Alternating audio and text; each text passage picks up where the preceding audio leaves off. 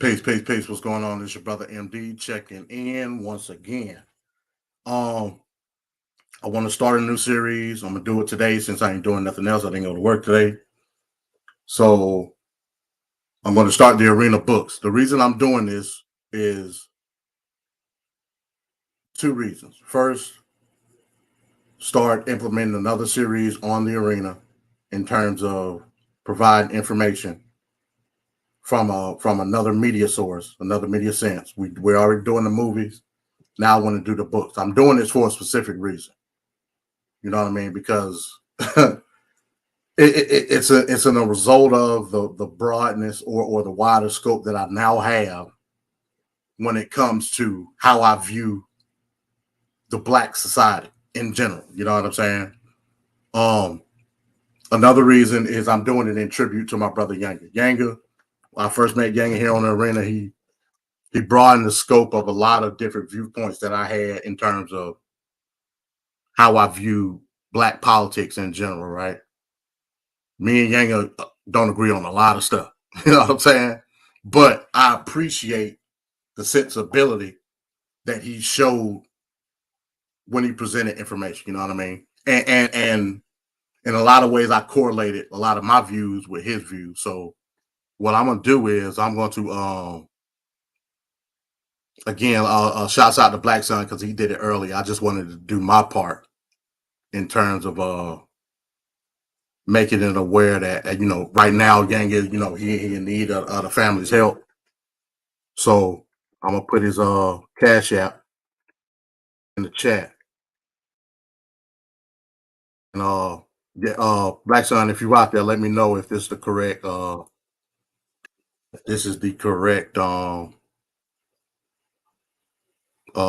cash tag. You know what I'm saying? The brother Ganga, he exposed me to a lot of different ideologies. He exposed me to a lot of different information that I was aware of, but didn't have a personal sense of. You know what I'm saying? And I'll always appreciate Unc for that. You know what I'm saying?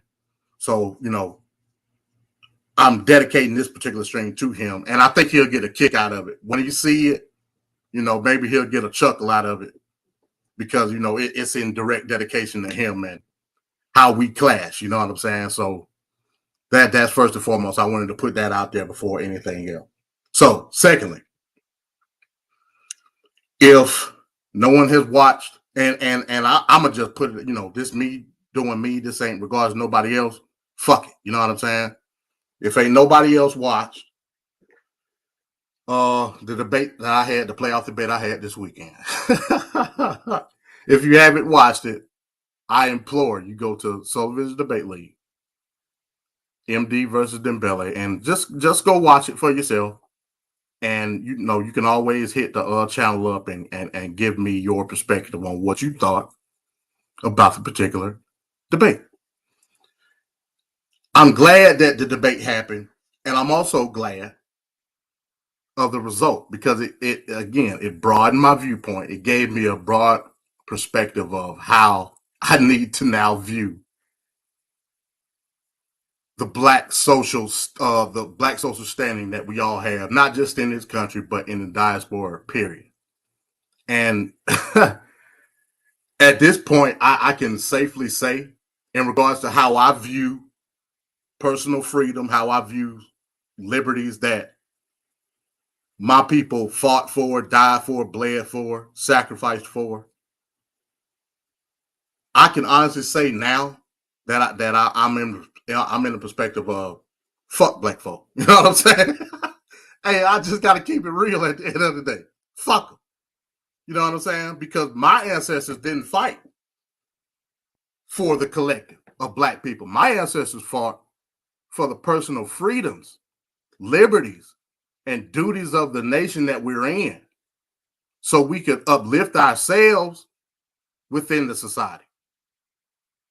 They didn't fight for you and a total ideology in and of itself. They fought for the individual freedom. That's what they fought for. To give your black ass a chance to uplift yourself. You can't uplift nobody else. So, in regards to the debate, it's clear to me now. Like it's like it's like in the when everything was coming down around me, like when the whole house was being burned down around me, and the rafter was collapsing upon my head, and the walls was just coming in with all the self-imposed and the pseudo ideology of what they believe collectivism is. It's like when people say they have a what do you call it, the near death experience, or when you drown, and how you have a sense of euphoria before you drown. I had that on Saturday night. I had it. It's clear to me now. It's clear. It's clear that through the struggle of Black society here in America, it's not my obligation to give a fuck about nobody else. It's clear. You know what I'm saying? That was the whole purpose of the struggle. So you wouldn't have to give a fuck about anybody else. In fact, the disparagement and the disadvantages that we ensued through slavery, Jim Crow, Black codes, etc., was through a collective ideology. So, in the sense of what's written in law versus the systematic approach in which the white man viewed us, is diametrically opposed. And the reason behind the fight was to ensure that we understood the individual freedom that this country originally was supposed to take hold. But through collective ideology, it brought us down. It's like man, it's like it's like a weight was lifted off my shoulders after that debate, and I'm glad it happened. Like I'm relieved, because now it gives me a sense of duty to make Black folks understand that you're not in obligation to nobody else, and that was the whole fight all along. So fuck Black folk. That's where I'm at with it now. You know what I'm saying? Fuck them. Could care less about it. If you can't understand what your individual freedom entails, I can't do nothing. I can't do nothing. All I can do is keep it pushing. So at the end of the day, we talk about individualism and collectivism. What, like, after all that was said on Saturday, people are still left in a fog as to what all of that means. So I said, okay, let me go to some of my sources that I did my research on, and maybe if you hear it from them, maybe it'll give. Maybe I didn't do a good job at articulating the roles of these particular philosophies. Maybe that's my fault. My bad. You know what I'm saying? But let's take a look at one of the pioneers of the philosophy, and let's see what she say. You know what I'm saying? So I'm gonna share my screen, and then after that we're gonna get into the book. Let me share my screen. And like I said, I'm glad this is happening, because this allows me to do this. You know what I'm saying? I don't think I would have. I don't think I would have had the will to do it if this didn't happen. You know what I'm saying? I don't think I would have had the will. Like we talking about all these. We talk about all these different principles and what's going to be able to lift us out. And somehow racism always is the shoehorn in order to fit what downtroddenness we always have in the society. So let's see how that works. And let me know if y'all can hear my sound.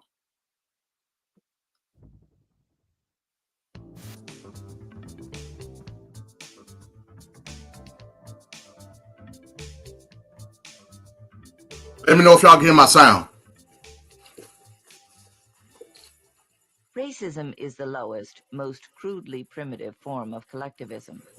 It is the notion of ascribing whoa significance to a man's genetic lineage. Hold the fuck up. Is the lowest, most crudely primitive form of collectivism. Stop. What did Ayn Rand just say? What did she say? Let me know if y'all can hear me or not. did she say? I need to know. Let me play it one more time.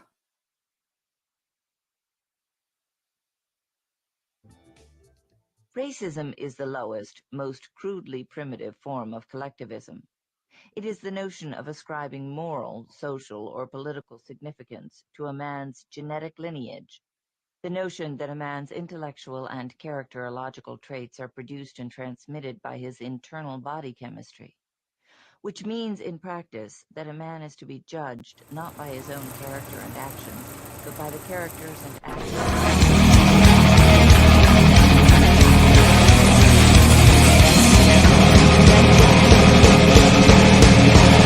is inherited. That a Well, man's hold on. What just happened? values, and character are determined before he is born by... Bro, I'm all screwed up now. Y'all just done jacked me up, bro. I don't even know what's going on no more. What the hell just happened? What the hell was that? GTO, can you hear me? Was that you?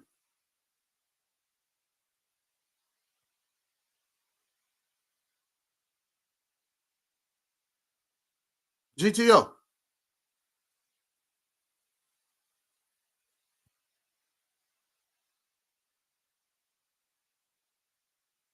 I don't know what just happened, but I'm gonna start over. My bad, y'all. Technical difficulty. I'm looking at the damn screen and I'm hearing other stuff playing. I'm like, what the hell? Oh, you said the volume low. My bad. Let me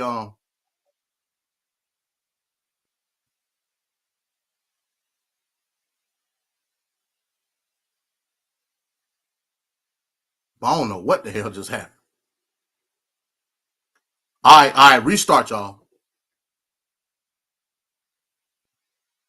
Restart. Like shit's like shit. Just in here just changed. I don't even know what the fuck. But anyway, all right, restart. Let's listen to Ayn Rand.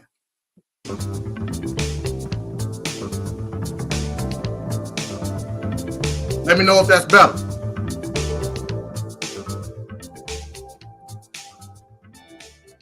Racism is the lowest, most crudely primitive form of collectivism. It is the notion of ascribing moral, social, or political significance. Stop. So, like I said, this is a reset. I need y'all to stop right here. Did y'all hear what she just said? I'm gonna play it one more time. This is my fourth time. I'm gonna play it one more time.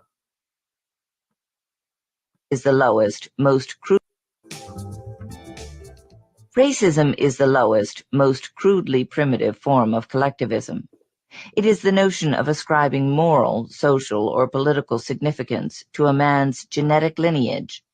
The notion that a man's intellectual and characterological traits are produced and transmitted by his internal body chemistry, which means in practice that a man is to be judged not by his own character and actions, but by the characters and actions of a collective of ancestors. Racism claims that the content of a man's mind, not his cognitive apparatus, but its content, is inherited.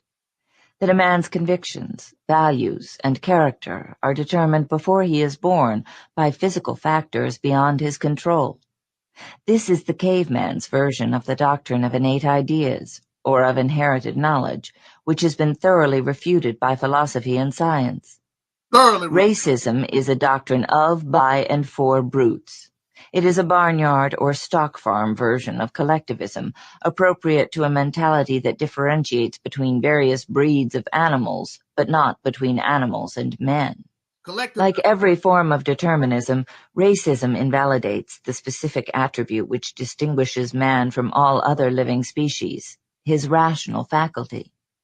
Racism negates two aspects of man's life, reason and choice, or mind and morality, replacing them with chemical predestination. The respectable family that supports worthless relatives or covers up their crimes in order to protect the family name, as if the moral stature of one man could be damaged by the actions of another. The bum who boasts that his great-grandfather was an empire builder, or the small-town spinster who boasts that her maternal great-uncle was a state senator and her third cousin gave a concert at Carnegie Hall. as if the achievements of one man could rub off on the mediocrity of another. It can't. The parents who search genealogical trees in order to evaluate their prospective sons-in-law. The celebrity who starts his autobiography with a detailed account of his family history. All these are samples of racism, the atavistic manifestations of a doctrine whose full expression is the tribal warfare of prehistorical savages, the theory that holds good blood or bad blood as a moral intellectual criterion can lead to nothing but torrents of blood in practice. Brute force is the only avenue of action open to men who regard themselves as mindless aggregates of chemicals. Just as there is no such thing as a collective or racial mind, so there is no such thing as a collective or racial achievement. There are only individual minds and individual achievements, and a culture is not the anonymous product of undifferentiated masses, but the sum of the intellectual achievements of individual men. That's culture.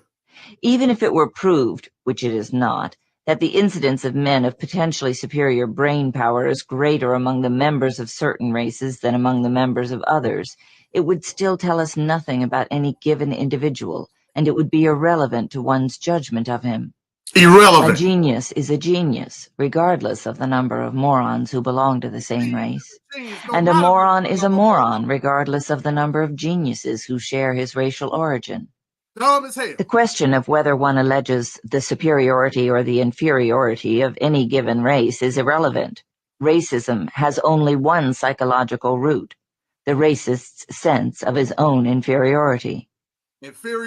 Like every other form of collectivism, racism is a quest for the unearned. It is a quest for automatic knowledge, for an automatic evaluation of men's characters that bypasses the responsibility of exercising rational or moral judgment, and above all, a quest for an automatic self-esteem, or pseudo-self-esteem. Pseudo-self-esteem. To ascribe one's virtues to one's racial origin is to confess that one has no knowledge of the process by which virtues are acquired, and, most often, that one has failed to acquire them. The overwhelming majority of racists are men who have earned no sense of personal identity, who can claim no individual achievement or distinction, and who seek the illusion of a tribal self-esteem by alleging the inferiority of some other tribe. Observe that racism is much more prevalent among the poor white trash than among their intellectual betters. What's the difference between them? Historically, racism has always risen or fallen with the rise or fall of collectivism. Collectivism holds that the individual has no rights, that his life and work belong to the group, to society, to the tribe, the state, the nation, and that the group may sacrifice him at its own whim to its own interests. The simplest collective to join, the easiest one to identify, particularly for people of limited intelligence, the least demanding form of belonging and of togetherness is race. The only way to implement a doctrine of that kind is by means of brute force, and statism has always been the political corollary of collectivism. The absolute state is merely an institutionalized form of gang rule, regardless of which particular gang seizes power.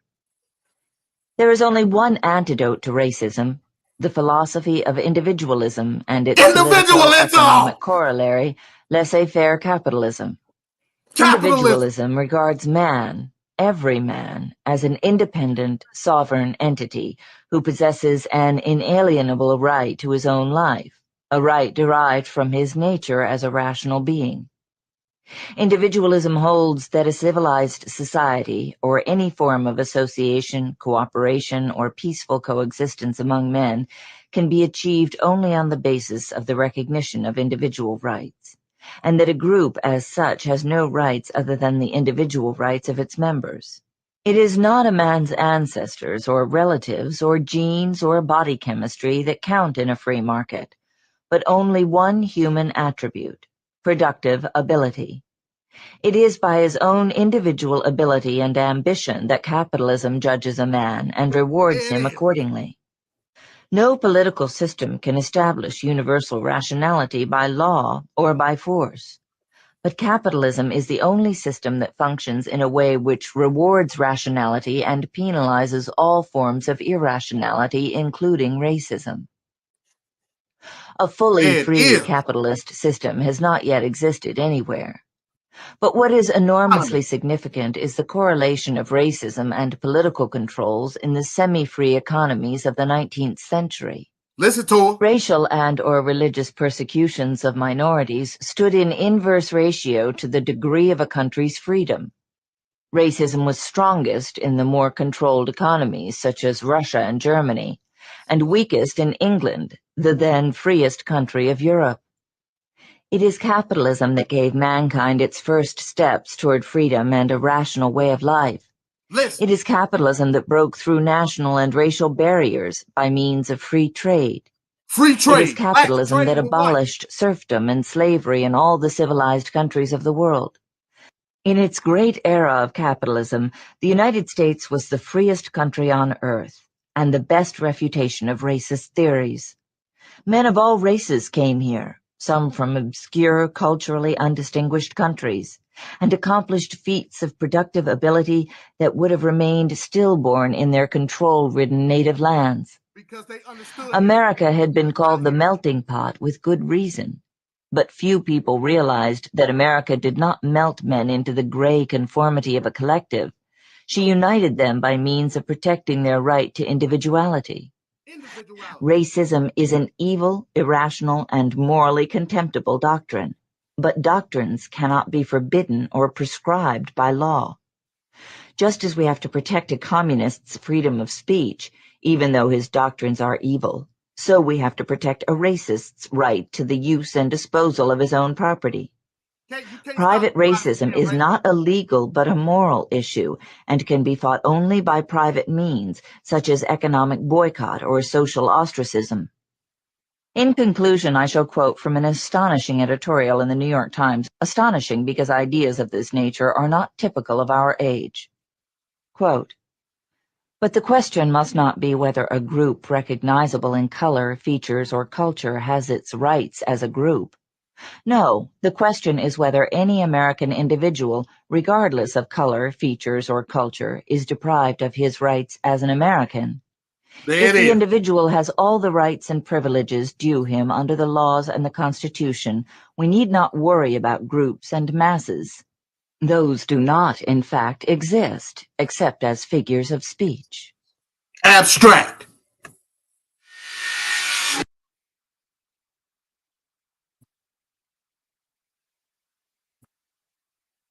So, folks, what we dealing with here is the very foundation of your freedom was never based on the group in itself.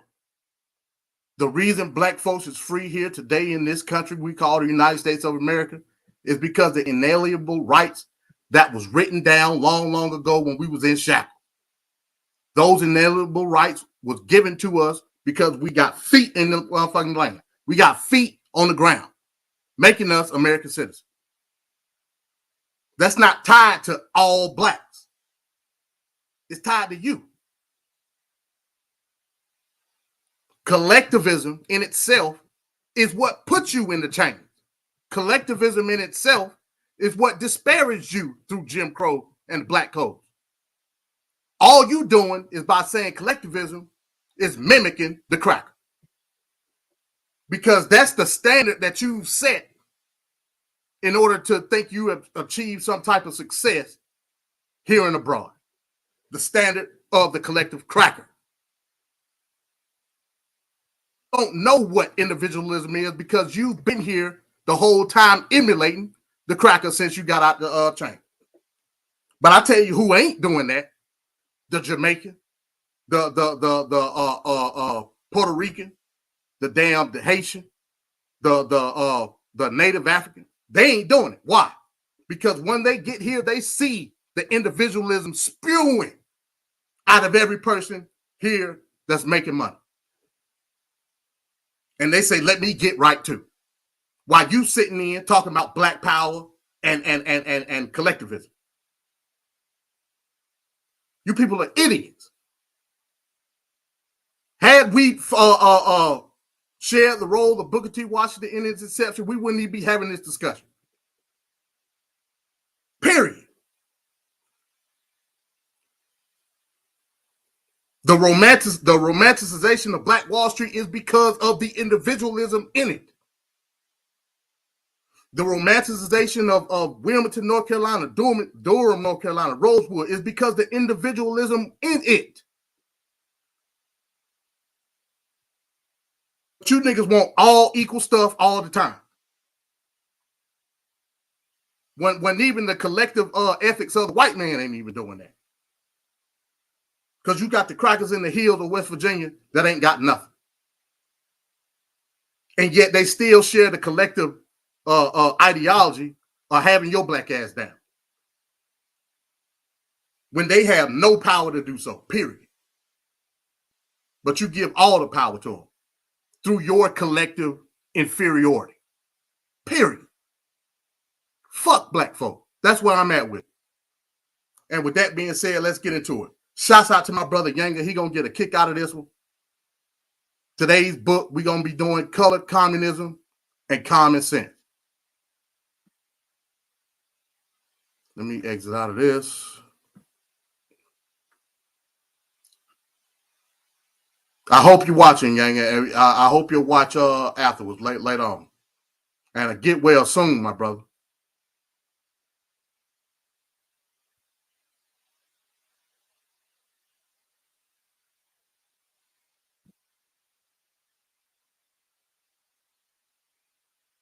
Let me put my thingamajigger up here because I don't want to show that.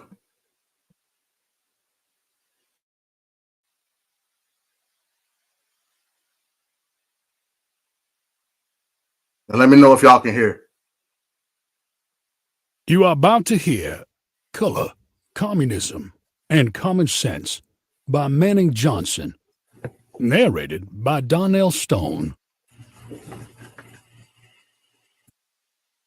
Preface. In modern literature, anti-communists are generally pictured as scoundrels. On the other hand, left-wing perjurers and jailbirds are shown as persecuted lambs. But there is a special vitriol uncorked for those who have followed communism and have repented to such an extent that they are publicly willing to stand up and testify against it by word and deed. The writer of this pamphlet, Manning Johnson, is an example of such treatment. The Supreme Court of the United States used a communist statement in a decision of the majority opinion as delivered by Justice Felix Frankfurter to brand Manning Johnson as giving tainted testimony and cited as a basis for this statement the Communist Party brief. The left-wing papers, including the New York Herald Tribune, joyfully took up the cry. Of course, careful investigation shows that Manning Johnson is not a perjurer, and it would be easy to prove this in any court not dominated by such a character as Felix Frankfurter. Manning Johnson's story begins very much like many of the Negroes brought up in a religious home. He was inducted into the party largely because of the preachings of a communist bishop, retired, of the Episcopal Church, William Montgomery Brown. Manning Johnson is a man of ability and education, and felt himself frustrated by his race and color, and fell under the spell of the communist propaganda.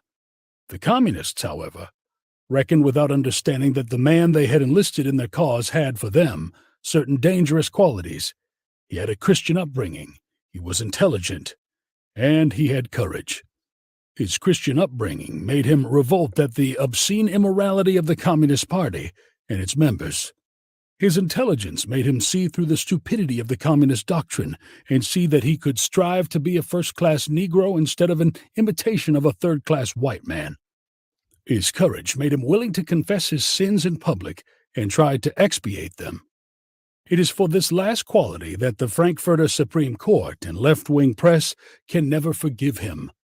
I hope you'll read Manning Johnson's pamphlet carefully. If you do, you will understand how the communists have used and are using certain American Negroes to the detriment of all Americans, white or black. You will read the story of one Negro who has gone through the fire and come out tempered steel. July 22, 1958, Archibald B. Roosevelt, President, The Alliance, Incorporated. Chapter 1. In the Web. 10 years I labored in the cause of communism. I was a dedicated comrade. All my talents and efforts were zealously used to bring about the triumph of communism in America and throughout the world. To me, the end of capitalism would mark the beginning of an interminable period of plenty, peace, prosperity, and universal comradeship. All racial and class differences and conflicts would end forever after the liquidation of the capitalists, their government, and their supporters. A world union of Soviet states under the hegemony of Russia would free and lead mankind on to utopia. Being an idealist, I was sold this bill of goods by a Negro graduate of the Lenin Institute in Moscow. The color of one's skin is no bar to a young man or woman dreaming of making a better world. Like other Negroes, I experienced and saw many injustices and inequities around me based upon color, not ability. I was told that the decadent capitalist system is responsible, that mass pressure could force concessions, but that just prolongs the life of capitalism, that I must unite and work with all those who more or less agree that capitalism must go. Little did I realize until I was deeply enmeshed in the red conspiracy that just in seeming grievances are exploited to transform idealism into a cold and ruthless weapon against the capitalist system, that this is the end toward which all the communist efforts among Negroes are directed. Indeed, I had entered the red conspiracy in the vain belief that it was the way to a new, better, and superior world system of society. 10 years later, thoroughly disillusioned, I abandoned communism. The experiences of those years in outer darkness are like a horrible nightmare. I saw communism in all its naked cruelty, ruthlessness, and utter contempt of Christian attributes and passions. And, too, I saw the low value placed upon human life, the total lack of respect for the dignity of man, the betrayal of trust, the terror of the secret police, and the bloody hand of the assassin during and since those fateful years when I embraced communism. I was lured into the Red Movement by way of the American Negro Labor Congress, one of the many front organizations set up by the communists to trap the naive, unwary, unsuspecting, and idealistic Negro. The use of such attractive and appealing fronts as a means of entrapment is a most important serpentine method of the Reds. After 2 years of practical training in organization street demonstrations, inciting mob violence, how to fight the police, and how to politically throw a brick and hide, I was ready, in the opinion of my leaders, for a top communist school. At a secret national training school in New York City, I was given an extensive and intensive course in the theory and practice of Red political warfare.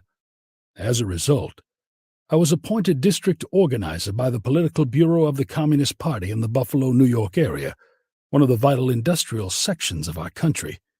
It was in the position of district organizer that I learned to use secret codes, mail drops, organize clandestine meetings, shake police shadows, and other underground activities.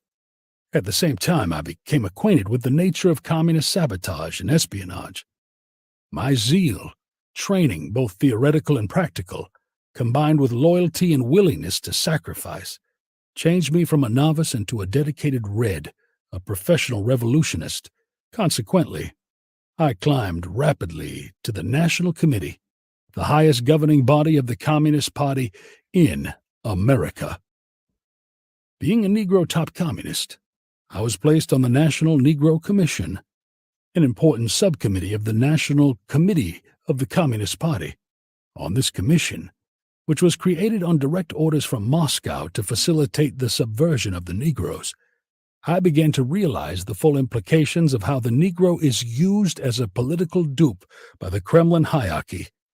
Under the guise of unity of black and white in the struggle, several top white communists such as James S. Allen, Elizabeth Lawson, the late Robert Bob Minor, and George Blake Charney were placed on the National Negro Commission. These white communists wielded more power than the nominal Negro heads of the commission. In a word, they are like white overseers, Every Negro member was aware of the fact that these white overseers constituted the eyes, the ears, and the voice of the Kremlin.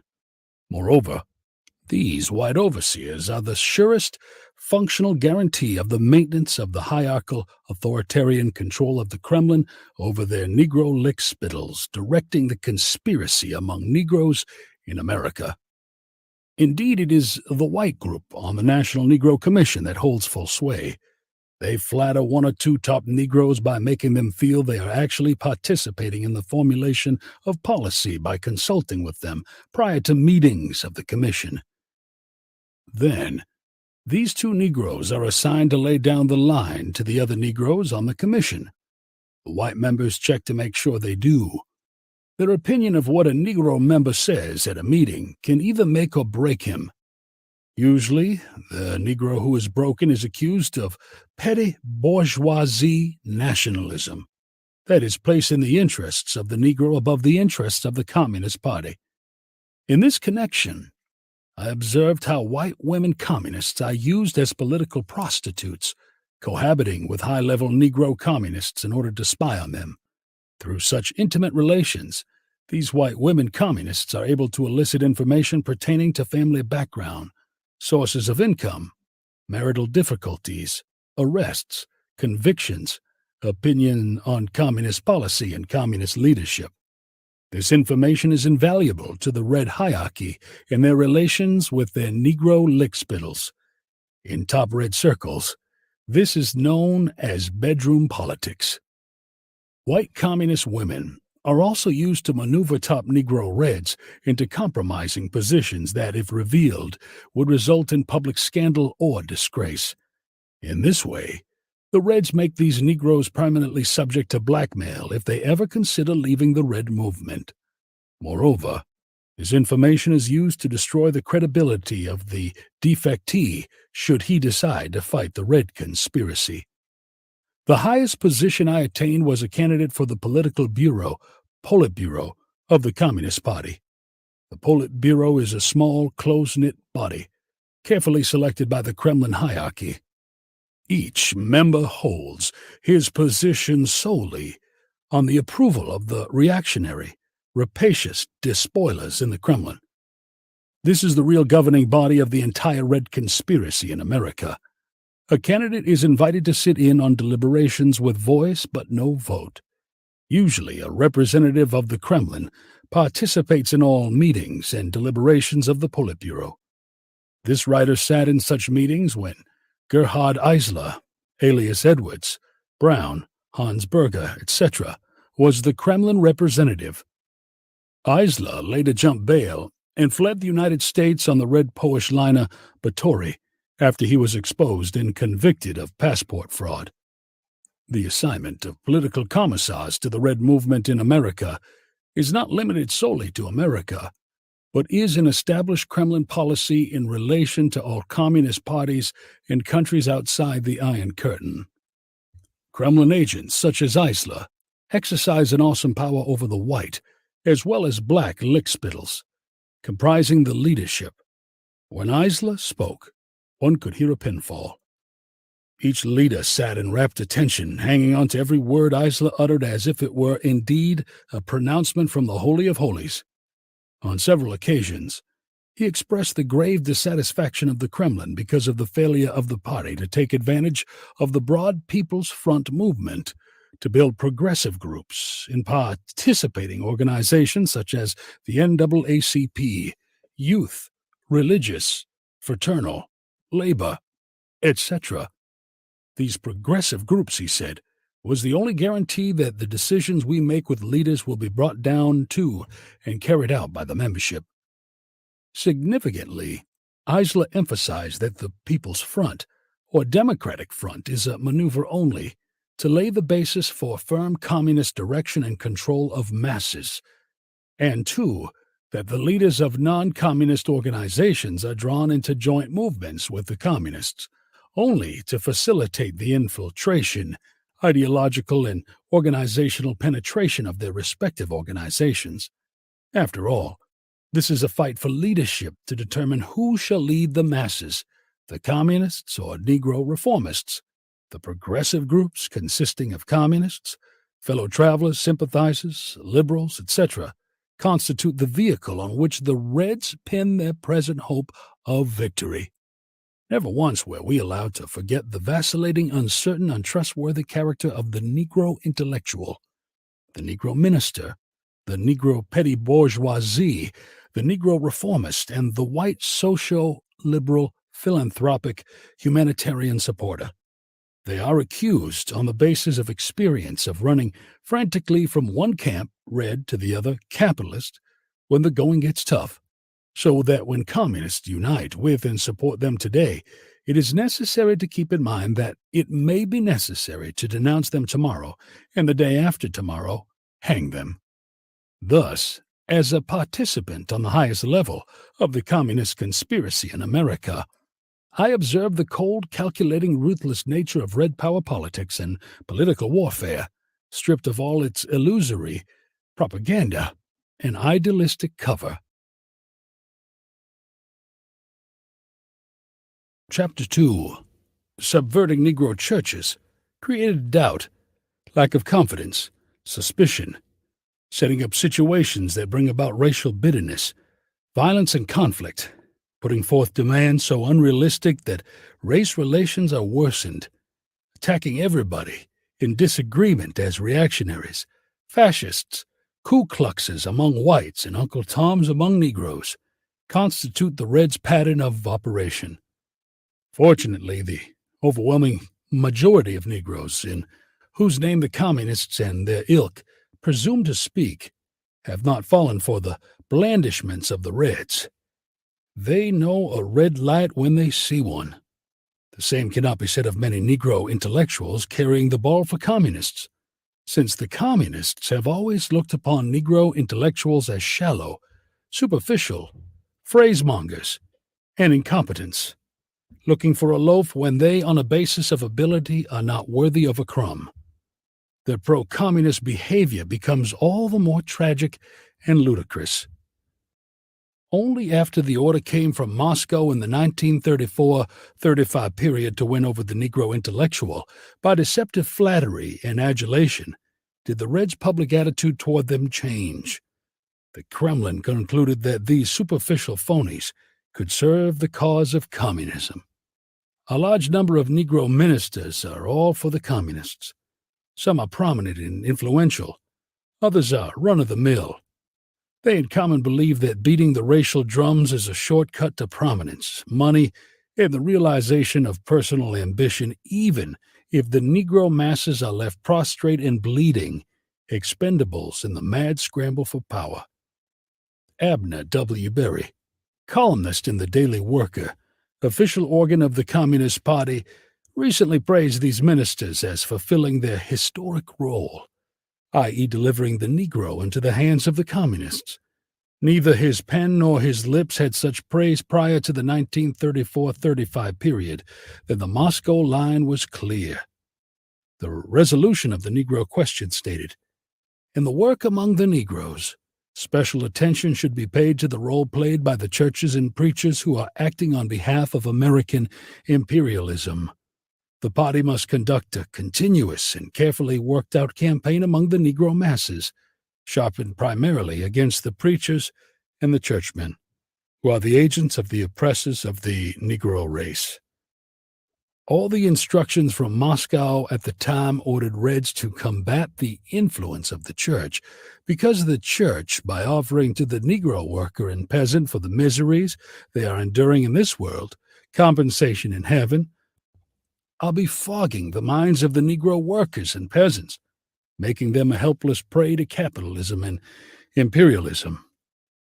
The public denunciation of Negro sky pilots was likewise stopped on orders from Moscow. The deeply religious Negro masses, whom the Kremlin wanted to use as expendables in the struggle for power, shied away from the party. A frontal attack on religion resulted in isolation from Negroes. Therefore, deception was to be tried. The honeyed phrase replaced harsh words. The smile replaced the smirk. The velvet glove covered the mailed fist. Humility replaced arrogance. The handshake replaced hostility. All that was distasteful and wicked in the past was to be forgotten in the face of a need for a common front against the white oppressors. The devil was sick. An angel he would be. Application of the new line embarked the communists on an era of outstanding success in infiltrating and penetrating the Negro church. While ministers acting as missionaries, using the race angle as bait, aided in the cultivation of Negro ministers for work in the Red Solar system of organizations. Bribery through gifts, paid lectures, flattery through long applause at staged rallies, favorable mention in the Red-controlled press were not the only methods employed to corrupt the Negro ministers. The use of sex and perversion as a means of political blackmail was an accepted Red tactic. At the same time that all this was going on at the top, the comrades were building cells below in the church to guarantee that decisions made at the top would be brought down to the congregation. The importance attached to this work is clearly shown in the report of the speeches of Earl Browder, then General Secretary of the Communist Party, and Gerard Eisler, alias Edwards, Moscow representative to the plenary session of the National Committee of the Communist Party in the United States. It states, Comrades Browder, Edwards, and Ford have spoken about the necessity of making a turn in our Negro work, how to connect ourselves with the organized masses. In the United States there are, of the Negro population, 10 million in churches. The problem of how to penetrate these organizations is of the utmost political importance. The bulk of Negro church members are in the South. They live by the good book. Anyone against the good book is of the devil. There is no in-between. The red carpetbaggers discovered this when they touched the Negro's religion. So they avoided the sore spot in order to snare their intended victims, get them involved in the movement first and later do the job on their religious convictions was the order. Anything else was putting the cart before the horse. The new line went like this. Jesus, the carpenter, was a worker like the communists. He was against the money changers, the capitalists, the exploiters of that day. That is why he drove them from the temple. The communists are the modern-day fighters against the capitalists or money changers. If Jesus were living today, he would be persecuted like the communists who seek to do good for the common people. Alert law enforcement agents made it extremely difficult and hazardous for the Reds to work openly. Consequently, they drew heavily upon the accumulated knowledge and experience of their comrades engaged in illegal work in other parts of the world to operate with the least risk in the South. Of all their methods used, it was generally agreed that the church is the best cover for illegal work. Gilbert Green, one of the top Reds in this country, reported as follows, For example, in the South, we have more than 300 members who are also members of church youth organizations, especially the Baptist Young People's Union. In this district, Alabama, where possible we should build units in the church youth organizations. Why? Because in the South, especially for the Negro youth, the church is the center of cultural and social activity. It is here that we must work. By building our units in the church organizations, we can also improve our work under the illegal conditions, as it will be easier to work in the church organizations. In Alabama, there are certain places in which we can, in a short while, take over the church organizations of youth under our leadership, and these can become legal covers for our work in the South. Chapter 3. Red Plot to Use Negroes. Stirring up race and class conflict is the basis of all discussion of the Communist Party's work in the South. The evil genius Stalin and the other megalomaniacal leaders in Moscow ordered the use of all racial, economic, and social differences, no matter how small or insignificant, to start local fires of discontent, conflict, and revolt. Who could tell which of these issues could start a general conflagration that would sweep across the former Confederate States from Maryland to Texas? Black rebellion was what Moscow wanted. Bloody racial conflict would split America. During the confusion, demoralization and panic would set in. Then finally, the Red says, Workers stop work. Many of them seize arms by attacking arsenals. Many had armed themselves before. Street fights become frequent. Under the leadership of the Communist Party, the workers organized revolutionary committees to be in command of the uprising. Armed workers seize the principal government offices, invade the residences of the president and his cabinet members, arrest them, declare the old regime abolished, establish their own power. The only fear of the white communist leaders was that as a result of their efforts, this black rebellion would break out before they were ready in the decisive industrial cities of the North. What if 1 or 5 million Negroes die in an abortive attempt to establish a Negro republic? Is not the advance of the cause worth it? A communist is not a sentimentalist. He does not grieve over the loss of life in the advancement of communism. This plot, to use the Negroes as the spearhead, or as expendables, was concocted by Stalin in 1928, nearly 10 years after the formation of the World Organization of Communism. Prior to this, the periodic Moscow gatherings did little more than pass resolutions. Any credit for the change belongs, in the main, to a handful of Negro lickspittles like James W. Ford, Harry Haywood, Otto Hall, Lovett Fort Whiteman, and Otto Huswood, to mention a few.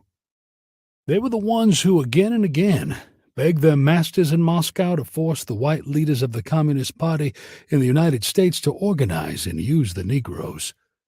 They were the ones who got in on the ground floor of the conspiracy. They are the ones that history may well record as the political Uncle Toms who plotted with the diabolical alien power, the moral decay, physical slavery, and spiritual death of their own race.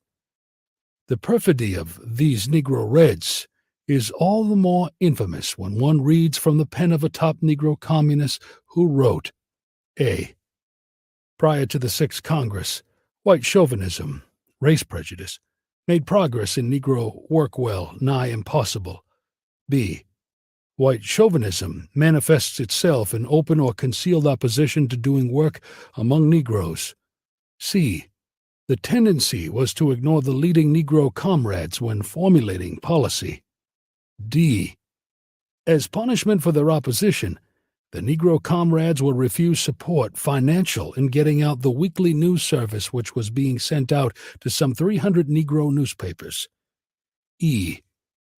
Negro comrade was disciplined for his insistence in bringing before the conference the tabooed question of Negro work. The above-read author gives James W. Ford credit for bringing this matter to the attention of the white fathers in Moscow, which resulted in immediate action. Negro communists were given jobs in the apparatus. Most of them were given professional revolutionary training in the United States and Russia under direct orders from Stalin. As a result, Negro Reds began looking to Moscow. Stalin became the great and just father who could be relied upon to settle the many differences between white and Negro communists. During the 3 decades which have elapsed since the Sixth World Congress in Moscow, the American Communist Party has conducted many campaigns and formed and infiltrated a large number of organizations among Negroes. From the bloody gun battles at Camp Hill, Alabama, 1931, to the present integration madness, the heavy hand of communism has moved, stirring up racial strife, creating confusion, hate, and bitterness so essential to the advancement of the Red Cause. One may recall organizations formed, directed, controlled, and led by Reds and fellow travelers such as American Negro Labor Congress, League of Struggle for Negro Rights, International Labor Defense, National Negro Congress, Sharecroppers Union, the Civil Rights Congress, Negro Labor Victory Committee, Southern Negro Youth Congress, Negro Labor Councils, etc., ad infinitum, that expose millions of Negroes to communist ideas. The list of sponsors, officers, and contributors reads like a who's who in the Negro intellectual, professional, labor, and religious circles. Through the aforementioned organizations and many others, Negro institutions of higher education, like Howard University, were penetrated to subvert teachers and students and thus politically contaminate the intellectual stream of Negro life. White leftists descended on Negro communities like locusts, posing as friends, come to help liberate their black brothers. Along with these white communist missionaries came the Negro political Uncle Toms to allay the Negro's distrust and fears of these strangers.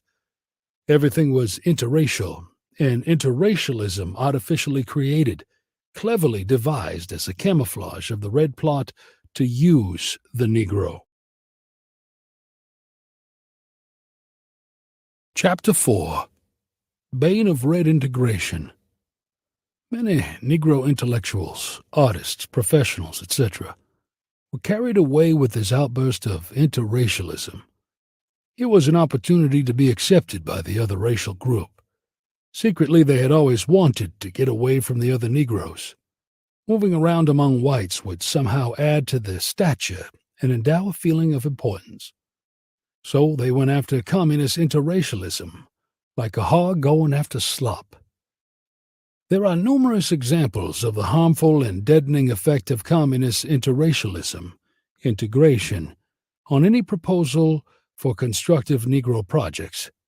Of these examples, I will cite only a few. First, during the latter 1930s, the Negro and White Reds, fellow travelers, et al., waged an intense campaign against Harlem Hospital in New York. Inside information, supplied by Reds on the hospital staff, told of crowded conditions and improper treatment. Some of this information was so derogatory that many dubbed Harlem Hospital the butcher shop. Street meetings, indoor rallies, United Front conferences made overcrowding and improper hospital treatment the main subject matter. Demands were made on the city officials for more and better hospitals without success. Charges of race discrimination filled the air. The Reds had a field day building up racial tensions. Everybody was talking about the overcrowding in the Harlem Hospital. So a group of Negroes believing in doing something for yourself came up with the idea of a Negro community effort to found a hospital. They saw in such a project a chance to render great service to the people in the community and to show to the nation and the world an example of Negro resourcefulness. Jews, Catholics, Presbyterians, and others founded hospitals. So why not Negroes? The communists were not interested in a Negro hospital, founded by Negroes and redounding to their credit. Such a project would take away a key issue in racial agitation and radicalization and isolate the Reds. So they acted swiftly and decisively, through their Negro intellectual tools in the community, to kill the project a borning. The late Claude McKay, Negro poet, whom I knew very well, wrote about it as follows. There was a project to found a Negro hospital a few years ago, but before it was launched, the idea was killed by the obstreperous and extremely vocal and effective group of Negro intellectuals who style themselves the anti-segregationists. They maintained that a Negro hospital would be an incentive to the greater segregation of Negro doctors. Preposterous is the situation in which the entire Negro minority is placed by its irrational intellectuals and their canny radical white supporters. I predict that nothing could be more effective in breaking down the barriers of segregation and compelling white doctors to recognize the merits of colored colleagues than the establishment of a great Negro hospital in Harlem. Moreover, such an institution could become an asset to the American medical profession. White doctors would be more attracted by the outstanding work of their colored colleagues, just as white educators and intellectuals were drawn to Tuskegee to study the great work of Booker T. Washington. Second, a well-known Negro real estate man called together a group of prominent Negro intellectuals and professionals for the purpose of launching a Negro housing development through the purchase of land and home construction. Such a project, he argued, would go a long way in showing other races that Negroes can build ideal communities and maintain standards second to none. He had maps showing fine locations that even from a land purchase angle proved that it was a good investment. But he couldn't get to first base. Why? Because they were against setting up Negro communities, that is, segregating ourselves. They, he said, were all for integration in white communities. Third, a prominent Negro dentist who became well-to-do in the Negro community takes great pride in his radical views and associations. He purchased a home in a white neighborhood for $20,000. He had since added approximately $10,000 for repairs and alterations. Publicly, he boasted about his being the only Negro family in the neighborhood. He makes his money off Negroes. He is a Negro, but he doesn't want to live among them. To him, the mark of success is a good bank reserve and a home in a white neighborhood. His only fear is that his white neighbors will sell to other Negroes and move to another area. To him, and to so many others of his ilk, the very thought of members of his own race replacing his newly found white neighbors gives him conniptions. However, it makes no difference what are the circumstances. The Negro crasher of the Lily White section is sure of full cooperation and aid of the Reds and all so-called progressives to beat down and discredit the opposition. Negro integrationists, in the main, can be placed in three groups as follows. A. Those who seek acceptance in white communities only for themselves, to the complete exclusion of other Negroes. B. Those who are paid agents of unprincipled or racketeering white real estate men, exploiting the anxieties and fears of the white community to reap a financial bonanza. C.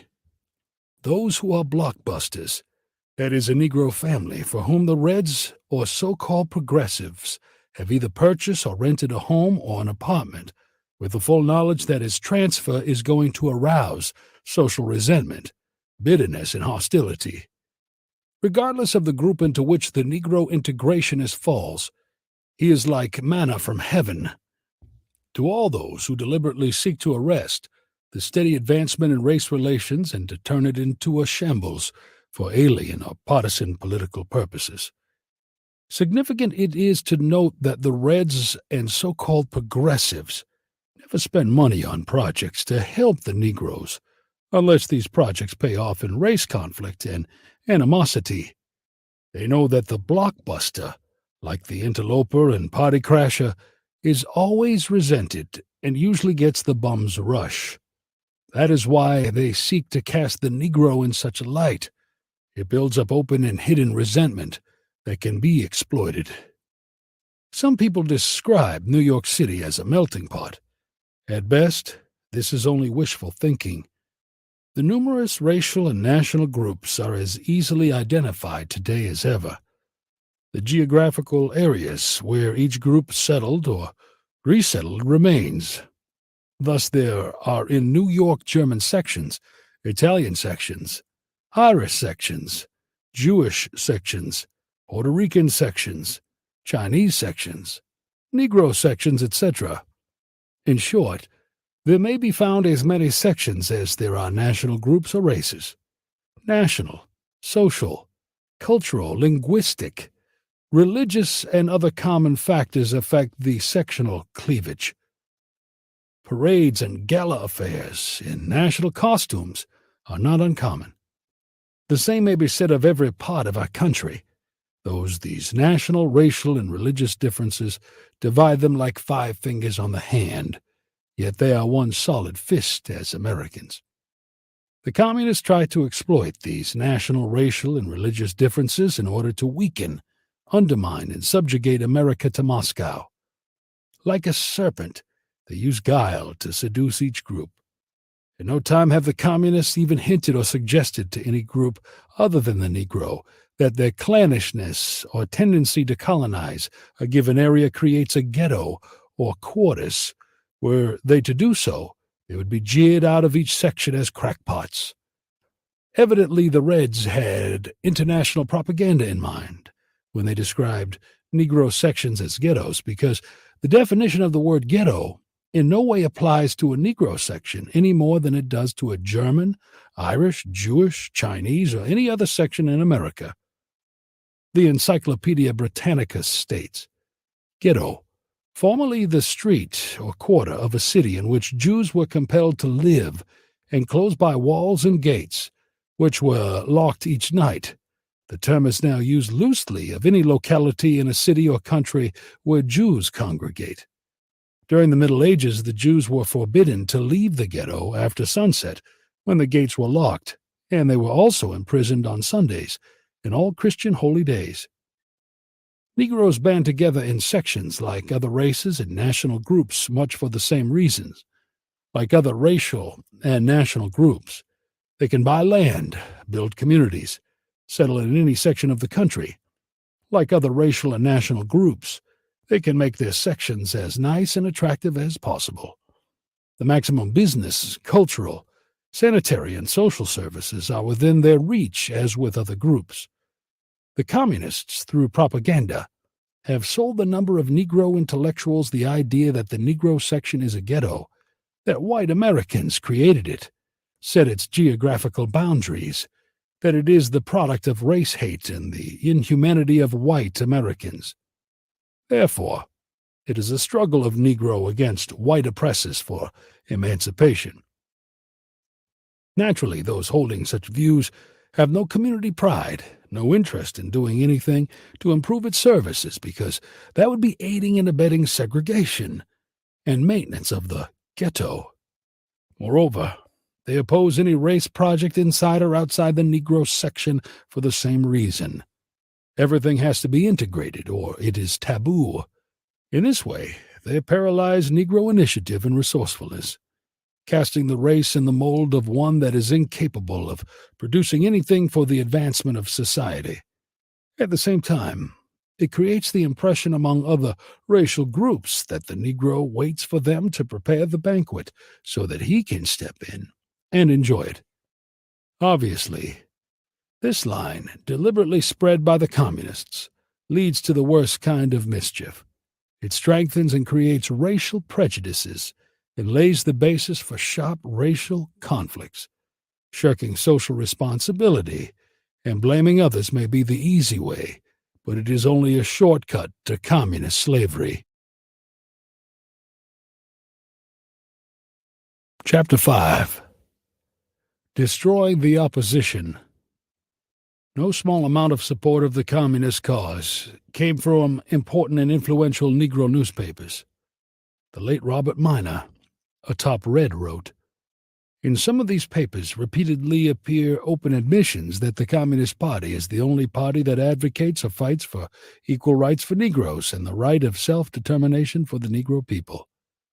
He cited two of many examples of this reaction of the Negro press. Because of lack of space, I shall quote only 3 excerpts from one of his examples. No Menacing Reds, from the Afro-American, Baltimore. The Reds are going our way. Like ourselves, they represent a feared and hated cause. They are the first white group since emancipation to advocate race, social equality, and intermarriage for those who wish it. In fact, there is more real Christianity among white communists than in the white YMCA, the white Christian Endeavor Societies, or the white so-called Christian churches. The Reds are no menace to Negroes. In fact, it is comforting to find groups of such people as communists in this color-mad world. There were also Negro intellectuals, artists, professionals, politicians, etc., seeking a ladder to success. They are used according to the strategic needs of the Communist Party. In preparation for their treacherous role, the party passes along the word covertly or openly to give them preferred treatment. Forces, money, publicity, etc., are used in the build-up to change comparative Negro unknowns into national and international race leaders. Wires were pulled in local, state and federal governments to appoint, upgrade, and transfer to strategic positions Negroes whom the communist apparatus could use. Congressional records show that an internationally prominent Negro was aided in his rise by Red spy, Al-Jahis. We have never heard of this name, Negro ever recommending any qualified member of his own race as a government appointee. The record does show that he recommended white appointees, later shown to be connected with the Communist conspiracy. Take also the example of a well-known Negro federal judge who made 2 rulings in favor of the criminal Communist conspiracy. He was known as a Communist fronter before he was appointed. He is hailed in the red press and was boomed for the Supreme Court. In both instances, the long-range investment of the Communists paid off. Similar examples can be cited again and again. As a result, belief has grown among Negro opportunists that if you want to get ahead, play ball with the Reds. Whenever the Reds do a successful job on a so-called renegade or militant anti-communist, it rivets tighter the conspiratorial cover of the party. To ensure this end, nothing is more enlightening than a few object lessons. The awesome spectacle of the array of forces in all walks of life, potent and with ample money, cold-bloodedly and efficiently going about the job of destroying the reputation and influence of those designated as enemies of communism, keep many in line and enforce silence. And, 2, the hand of the assassin is used in some instances where it can be done with impunity. Few men want the medicine the Reds gave the late Senator Joseph McCarthy, which the Reds boast is the best cure for militant anti-communists. Also among those at the top of the list of Red victims are George Hewitt, alias Timothy Tim Holmes, William Bill Noel, and Charles White, murdered. They were Negro professional revolutionists having received their training in the Lenin Institute in Moscow, USSR. Years of experience on all levels of the communist apparatus eminently qualified them for the task of ripping the conspiratorial cover from the Communist Party and exposing the flagitious plot against the Negro. When these Negroes defected, they automatically became a serious threat to the party. Their knowledge of the inner workings of the conspiracy made them a danger to the Red apparatus because they were beyond its power of discipline.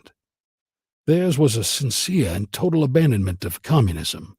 They knew of their own knowledge, its dire threat to humanity, so they cooperated with all government agencies investigating, exposing, and prosecuting communists. As a result, they became enemies of the party apparatus, renegades of communism, and were treated like outcasts with every red hand against them. The National Disciplinary Commission of the Communist Party, feared and respected by all Reds as an arm of the Soviet secret police, placed on these defectors the word informer, the dreaded tag of the criminal underworld.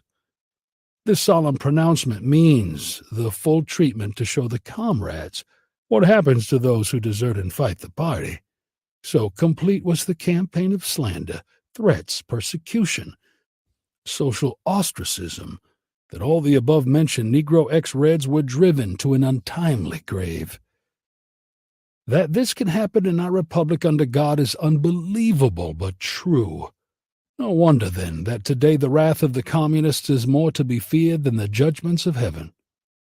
To sink their claws in, subvert, and use the Negro people, Moscow must have loyal, dedicated, trained Negro professional revolutionists who can easily be manipulated, that is, made to follow the party line. Loyalty is placed first because the Communist Party leaders demand that loyalty to the party be placed above and before everything, and that includes race, relatives, family, and loved ones. It entails a complete surrender of the will to the communist hierarchy, a willingness to do anything, go anywhere, and say anything you are told is a condition of communist membership. One of the fires of such exacting indoctrination and training have come the treacherous Negro Red leaders who serve faithfully their masters in the Kremlin, the James Jacksons, the Henry Winstons, the William Pattersons, the Louis Thompsons, the Maud Whites, the Harry Haywoods, the Ben Davises, the Doxy Wilkersons, the James W. Fords, et al. Make up the cadre around which the present racial conflict or liberation movement is being built. Moreover, they are the ones who devise the methods and techniques used by their puppets to destroy the reputation and influence of those who stand in the way of the gathering momentum of the Negro liberation juggernaut. Except for a brief period during the latter 1930s, the Reds called these persons Uncle Toms, who sought solution of the race problem through the medium of education, patience, understanding, and discussion which would lead to mutual agreement. Since any program leading to a peaceful solution of the race problem automatically excludes and dooms Red efforts among Negroes, it goes without saying that the Reds are going to oppose it. The chief targets are the responsible advocates of such a program. They must be discredited and isolated from the masses. So, in addition to the tags of enemy of the race, tool of the white ruling class, traitor to the race, the Reds have added the opprobrium of Uncle Tom.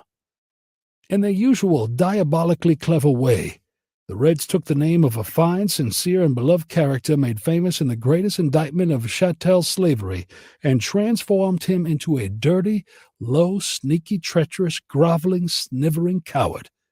This the Reds did in order to make the name Uncle Tom the symbol of social, economic, and political leprosy. Today the name Uncle Tom among Negroes ranks with the term McCarthyism, generally turning many ministers into moral cowards, many politicians into scared jackrabbits, and many other leaders into hypocrites.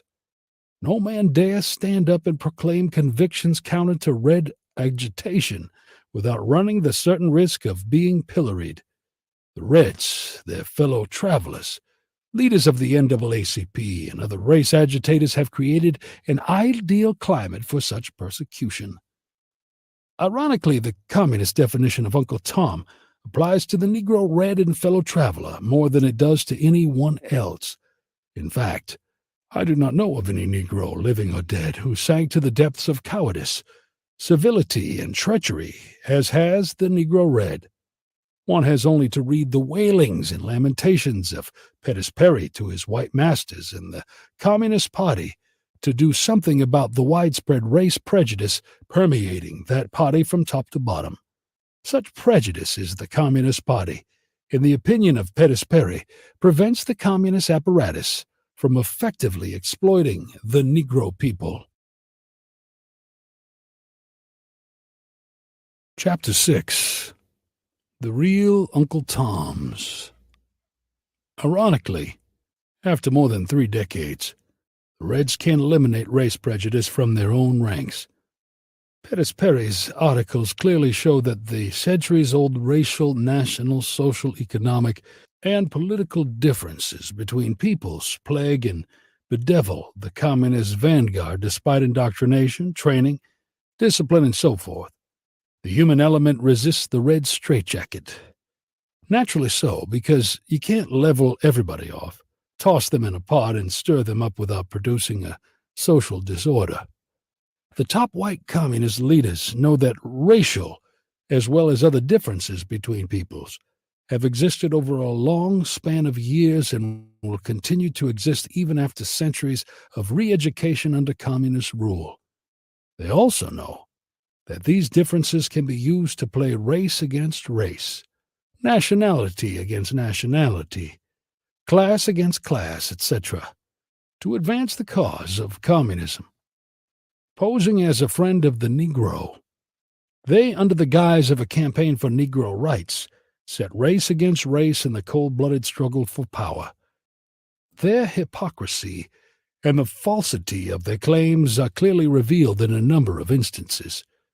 For example, while the Reds and their fellow travelers were stoking the racial fires on the issue of restrictive covenants, in New York, some 46 comrades, including the chairman, signed leases containing restrictive covenant clauses. This was also true of 2 leading comrades in the trade union movement. Some comrades said that those involved needed a home, and therefore it was all right for them to sign such clauses. While the white Reds were renting apartments and subletting them to Negroes to stir up racial bitterness and hate, such as existed in Stuyvesant Town in New York City, they carefully avoided living in a Negro community. A top white red was in the act of moving in to the Riverton housing project in Harlem, but decided against it because, to quote him, a survey disclosed that only 5 to 7% of the inhabitants of the project were white families, and therefore that would have been a bad environment for my kids. The white communists have nothing but contempt for Negro communists, and justly so, and this is openly expressed, for instance. White comrades living in a Negro community and holding positions in the clubs were not on speaking terms with most of the Negro comrades. Their utter hypocrisy is also revealing in the following. White comrades, going into the mass organizations made up predominantly of Negro people, constantly shout that we must fight for Negro rights, yet when they meet Negro comrades and other Negro acquaintances on the street, especially in the downtown area, they do not even speak to them. Evidently, fear and distrust of the Negro male is rampant in the Communist Party ranks because when the newspapers reported a case of rape, some of the white women in the party began to develop the idea that they should ask for police protection. Even the despised tools of the capitalist system, the police, are good to have around at times, say the comrades. From time to time, the communist leaders conduct a complete registration of all members. Any Negro comrade who does not register is told to do so or else. The else means loss of job, as for instance. In New Jersey, there was difficulty in re-registering a Negro woman comrade, whereupon this comrade was informed that either she re-register or else it will be your job, thus implying that the party would use its influence to carry out the threat. Social equality for the Negro is a major slogan of the communists. They use it on the one hand to mislead the Negro American, and on the other hand to create anxieties and fears among white Americans to better exploit both racial groups. What it means when applied to the communists is shown as follows. A number of instances, Negro comrades are not welcome into the homes of white comrades. In some cases, they are received early in the morning, when neighbors may think they are domestic workers, or are welcome at night, when the neighbors of the white comrades might not see the Negro comrades at all. Space does not permit the citing of all the many examples of the utter hypocrisy of the communists, which show the vast gulf between what they say and what they do. These examples serve to bring into sharp focus the infamous treachery of the Negro Reds and their Negro fellow travelers and defenders. Moreover, it conjures up their own definition of Uncle Tom, which applies more to them than to any other Negro. The Reds have deliberately twisted and warped the thinking of those intellectual pygmies who lead the Freedom by 63 campaign by sending them after quick solutions of a centuries-old problem that has never been solved anywhere in the world. Obvious even to the most ignorant is the fact that all people are prejudiced. No one is free of it. Prejudice, in one form or another, has existed almost as long as the human family. They arise out of the complex difference of race, nationality, religion, economic, social, and cultural standing. Prejudice is not limited to any one race. It is common to all. Neither does the color of skin determine more or less the extent of prejudice in any particular race.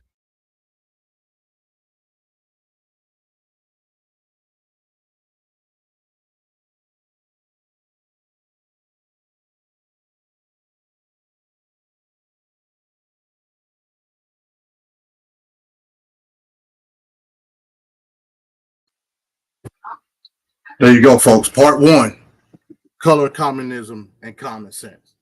So what y'all think? Shout out to Jaeger, man. Hey, Jaeger, I don't want to get you in an uproar. I want you to get well, my brother, but I did that specifically for you because I thought you would get a kick out of it. And yeah, if it's anybody that want to come up I definitely put the link in the chat here. Let me see. Let me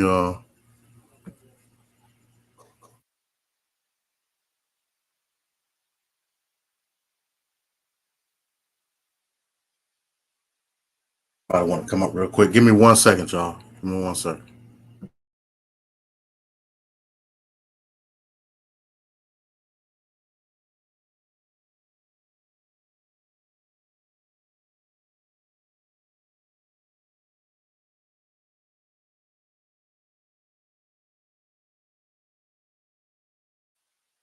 Yeah, so we learned quite a few things there in those first 8 chapters. We learned that the Communist Party, which we pretty much already knew was alive and well in the society of America, but how they infiltrated Black society and coiled it with integrationism, and also coiled it with a sense of inequality based off of collective adherence is what they did. And still to this day, we still equate the collective adherence to another person, to another group of people, man. We still do it to this day. And I'm over it. I'm over it. Peace, Black Son. You trying to come in? Yeah, how's my mic sound, man? Yeah, you all right, man. Don't worry about it. Like, I ain't worried about the quality, man. It's all good. All right. Hey, man, that was good stuff, man. Hey, I mean, we had a side conversation in the chat too, which I mean actually relates to this. So it kind of sparked some ideas and just some thought. You know, shout out to GTO. But Yeah, no doubt. yeah, I wanted to,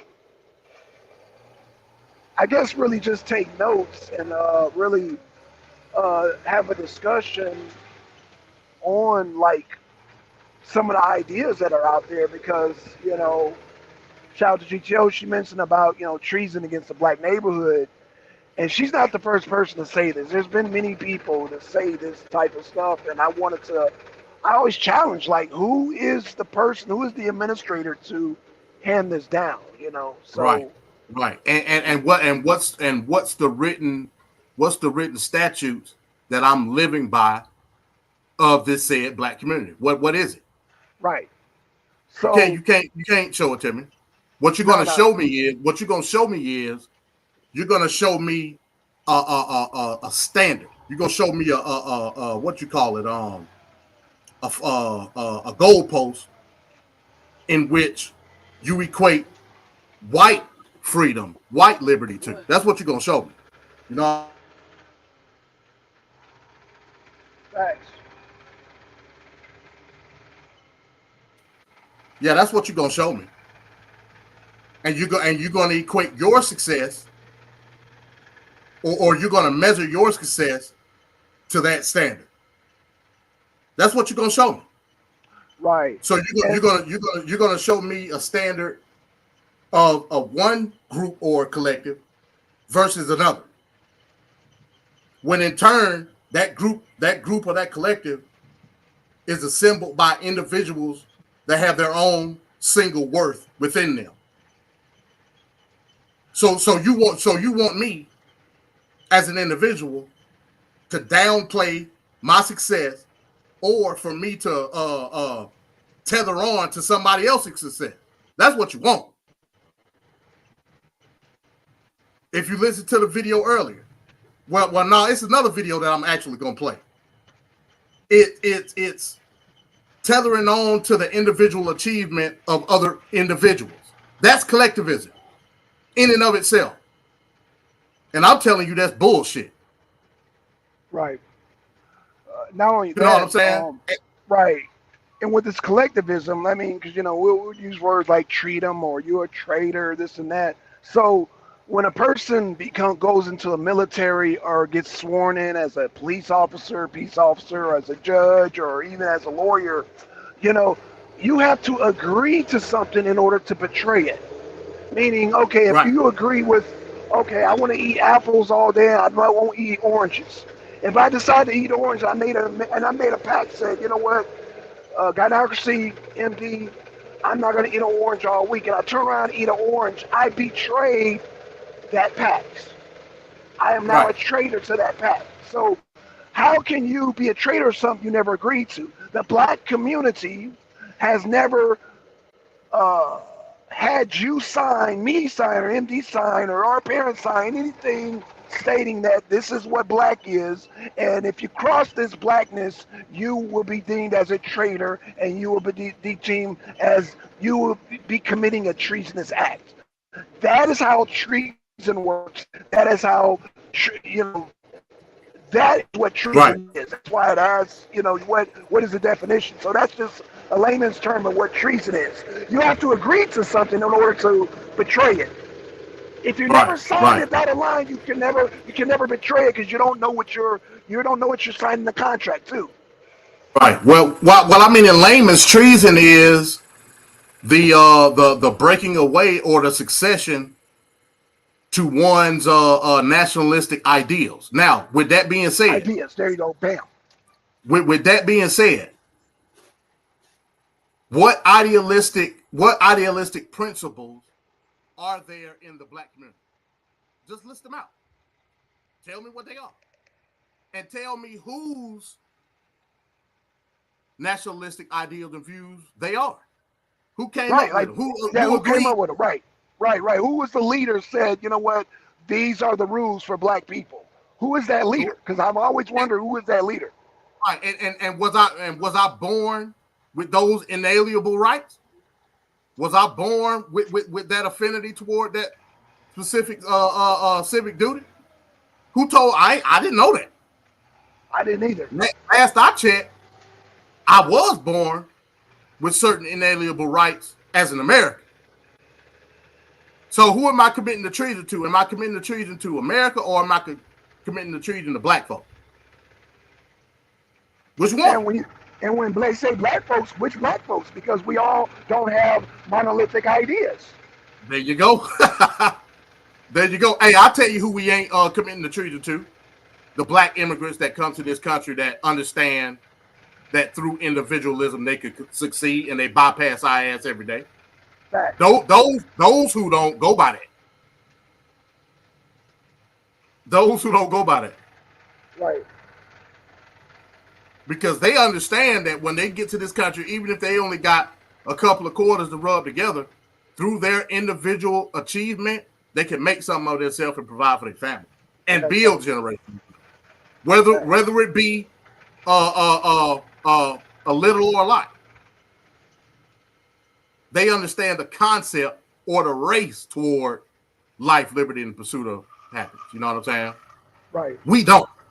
All we understand is here's the standard, here's the goalpost, here's the football. We got to try to get it up through that goalpost because that's what the white folks did. That's what we understand, and we consider that goalpost the standard of equality in this country when it's not. Right.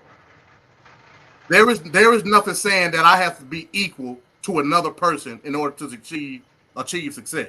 Nothing say that. Right. Nothing say that a particular group has to be equal with a particular group. Now, for Black Americans, I understand that certain things happen in order to kick off that initial success of life, liberty, pursuit of happiness.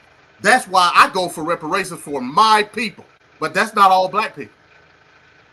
That's right. That's economic freedom.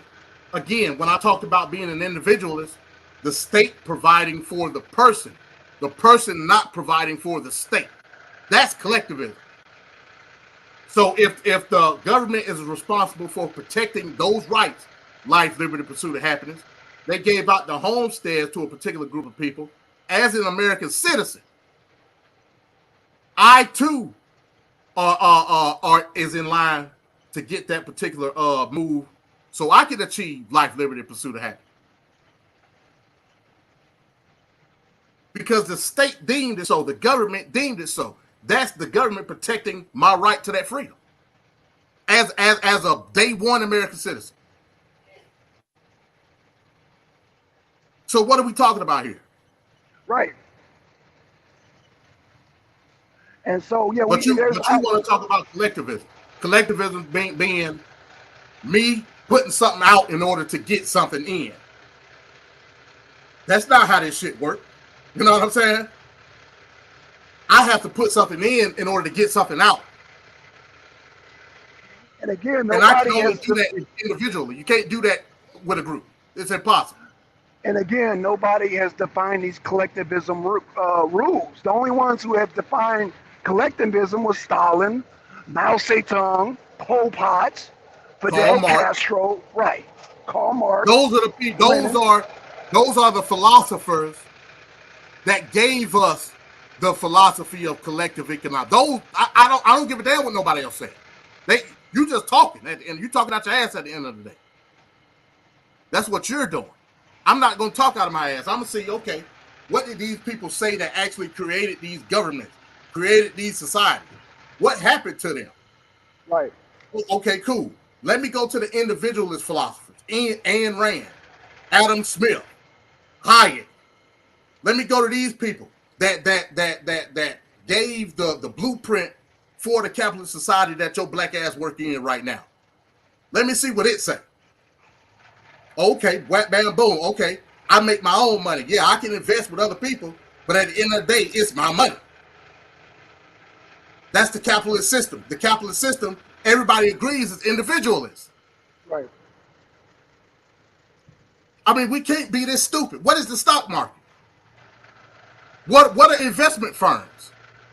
Well, can we just keep it simple, MD? If you don't work, you don't eat. You don't eat. What's the problem? I don't know. I don't know. If you don't work, you don't eat. In fact, if you don't work, you can't get nobody else's money to get your EBT or your unemployment. So again, if you except work, in the collectivist society. In the which doesn't collectivist last. society, I can half-ass work and Right. still get the amount of rations that everybody else that work twice as hard as me. Right, and that's why those countries usually fall within a certain amount of time. They fall through what though, Black Son? Revolt. They Right. fall through underproduction. That's They right. fall fall Famine, through disease. outright famine, disease, dictatorship, totalitarianism. Right. Like I'm talking about, boy. I don't know. I think some black folks think, man, if we all get together in one piece of land, that we all gonna like be like Professor X or something, and our minds just gonna connect as one mind. I don't know what the hell these people think. Man, you know what I say to that? Just walk What's away. Just walk Oh away. shit! Hold on, hold on, hold on.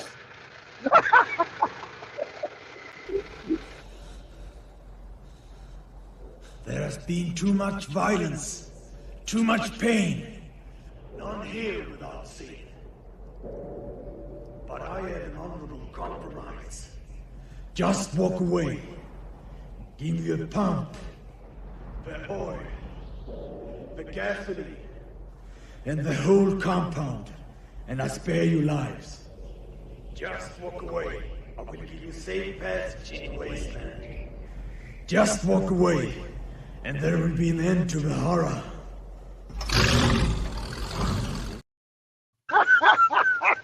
That's all you gotta do. Just walk away. All you gotta do, straight up.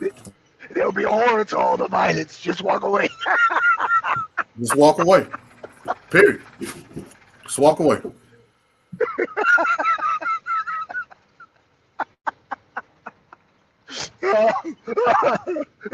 Indeed, just walk away from your hard-earned money. Well, walk Everything away. that you earn, Yeah, that's it. Just walk away. Walk away. Look, go to work. Go to work Friday. Get your paycheck and give it to the people, and just walk away. Just walk away. It's for the community. Just walk away.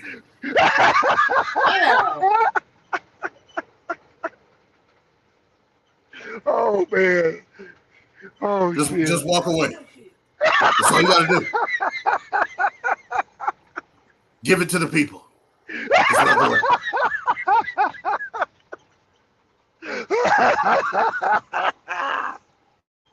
Oh shit.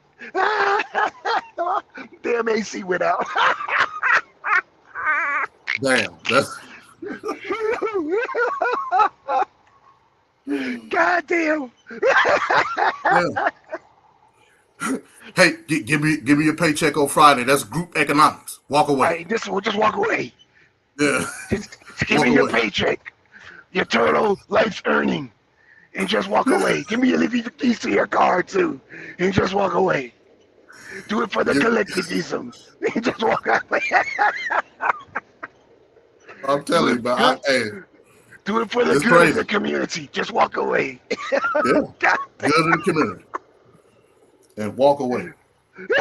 That's all you gotta do. Oh my gosh. Woo. So yeah, man, that's what we're dealing with, man. And it's good that I did this because actually this particular book, it ties in to the next movie that we're gonna do on Saturday, which is And that's Anarchy right. USA. And It that's tied good. directly into it. Absolutely. Tied directly into it. You know what I'm saying? Absolutely. Oh, real quick, MD. I don't mean to cut in, but did you get a chance to watch the Continue Massacre? No, I haven't. Oh, okay. All right. I ain't looked at it yet. Okay. Just yeah.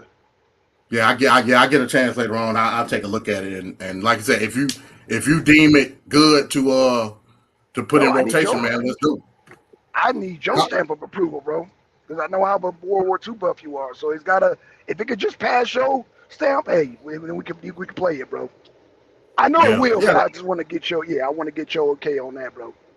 yeah, it's all good. Yeah, it's all good. Yeah, I'll take a look at it and I'll see how I like I said, it should be straight. It should be straight. Okay.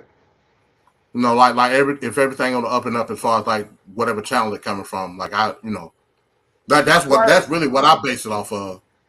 Right, and it's funny because in the Canteen massacre they were making promises. As you know, Right. they promised the Jews, you'll be free. We're gonna go to the next camp. Yeah, you just hop in the showers. Yeah. So yeah, you gotta watch the Canteen massacres, man. It's not on the level of Come and See, but it's damn. It's on a damn. How can I don't want to compare it to Come and See, but it's a mind fuckery movie. You know Yeah. what I'm saying? I feel you. Yeah. It's where it's if you're gullible, if you're down with the community, the communal thought and this and that, yeah, you it'll definitely give you a new perspective. So I definitely recommend GTO to see that movie, Continue Massacre, and anybody with this whole black stuff, man. Yeah, they need to see that. Yeah, no doubt. And like I said, man, the turn of events that I've recently went through, it's been an eye opener to what I view black society as now. You know what I'm saying? Absolutely. And like GTO was saying a lot of crazy shit in the chat, but in more or less a degree, I agree with what she was saying. Yeah, the community is done because y'all don't understand the individual principles within the community. That you don't understand it. I mean, GTO just exemplified that. You know what I'm saying? Right. Like talking about treason. Treason who? Right, that's a strong word. Yeah, that's why I said you got to define that word, and you got who's going to implement that word. You know what I'm saying? Treason is as strong as word as execution. It's just as strong. Right, and again, as a society, is that something that's totally agreed upon amongst all black people? It's not. I can tell you that. The answer right now, it ain't. No. You know what I'm saying? What moral obligation, or hell, it don't even got to be moral. What moral, financial, in a sense of defense, what obligation do I supposed to have to this particular community?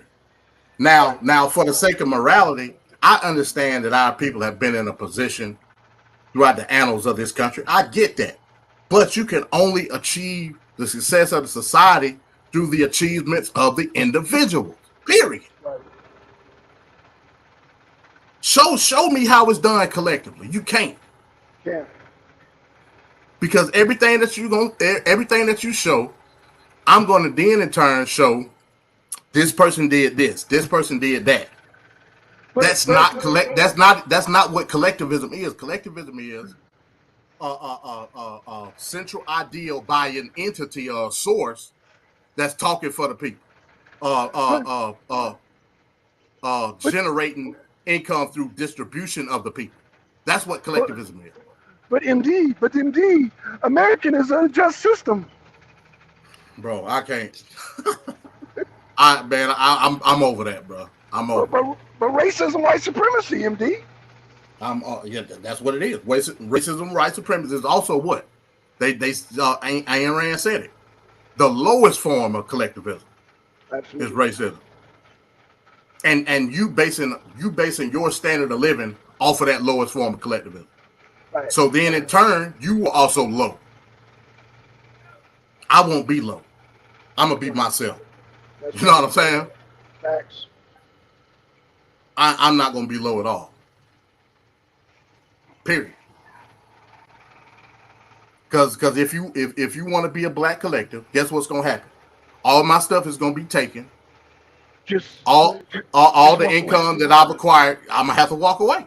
Just All walk away. all my income that I've acquired is gonna be taken for the greater good of the community. You know what I'm Yeah, because saying? history's proven that time and time again. This ain't no Time and time fantasy. again. Yeah, yeah.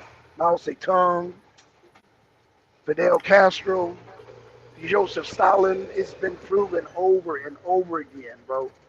Hell, just recently. Yeah, I didn't get to go that far back. Hell, Venezuela. Shit. That's what I'm saying. Hugo Chavez. Maduro. Yeah, Hugo Chavez. Maduro. Yeah. Hugo Chavez, Maduro. Yeah. Like, what are we talking about here? You know what I'm Right. saying? Hell. Even in the United States, with the little bit of socialism that we have in this country, it's still affecting us negatively. Right. Because we what do we got? SNAP, TANF, That's right. Medicaid, stuff that I'm paying for. I didn't choose Right. to do that. Right. You know what I'm saying? Yep. Income that's coming out of my check that I didn't choose to do. But for the sense of the amount of charity that we can do, I accept it. But in its most ultimate form, whose responsibility is it to take care of the downtrodden? It's not the state at all. If we had more conviction or more self responsibility amongst ourselves, that situation will handle itself through the community, through charitable works. But because again we have the self-dependent and then we got the dependent. That's the society that we live in today. And you Negroes is the dependent because y'all looking at another set of goals that's not of your own and causing that to be the life story of black folks. It ain't. Right. You know what I'm saying? That's right. It ain't not one iota. It ain't. You know what I'm saying? That's why I brought up Claude Anderson in my debate. I know what Claude Anderson say. But what he say and what he wrote down in Powernomics is two different things. And I can prove it. Because all throughout Claude Anderson's book, whether he say it or not, is dripping with individualism. That's right. Because Claude Anderson said the only way to build a community is through the businesses of black folk. How is that collectivism? How? If I own a business, I'm providing a service to my people through business opportunity, investment, employment. At the end of the day, I'm still making the money. Oh, I see I'm what people giving are you. doing. I'm giving you. Huh?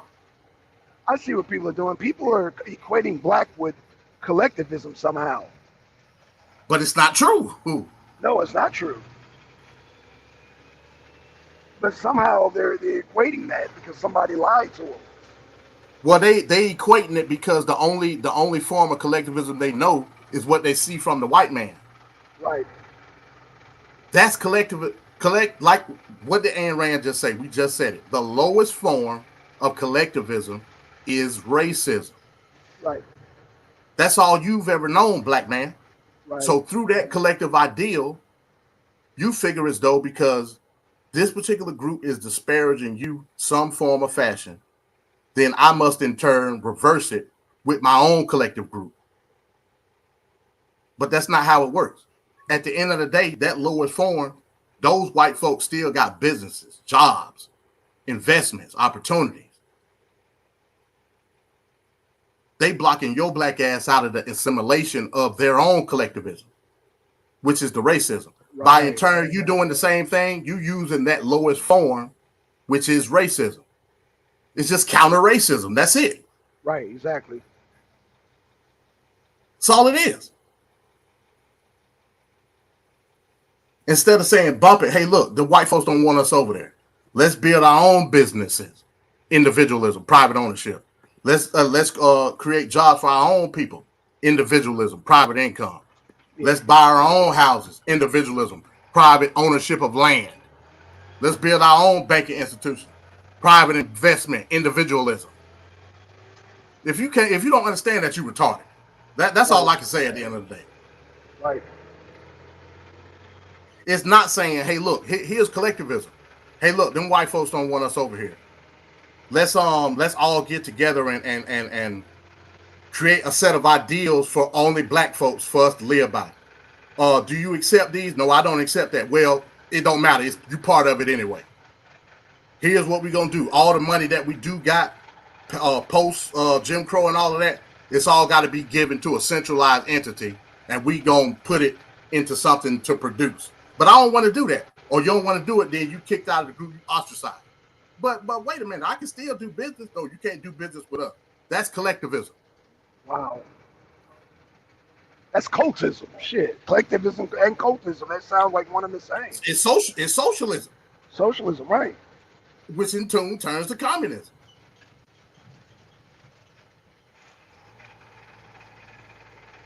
So the little bit of resources that we do have all got to go to the centralized entity. Then when shit get bad, shit going slow. So that means you got to work a double for 5 days. Well, no, I don't want to work a double. Then you die. You just walk away. Yeah. You know what I'm saying? You got to go in the wasteland. Right. That's collectivism. So let's stop playing games, man. These people are sick. I mean, are they sick or they just don't know? Are they not on your level, MD? They sick because the only sensible in their mind, the only sensible reaction to what they see from the collective racism is reverse collective racism. So they sick. I see. Right. That's what it is. I don't think it's negligence or ignorance. Not no more. I used to think that, not no more. Right. I see what you're saying. Not no more. I just think that it's too far gone. The ideology of racism, white supremacy is so ingrained into the heads of black folk to where there is no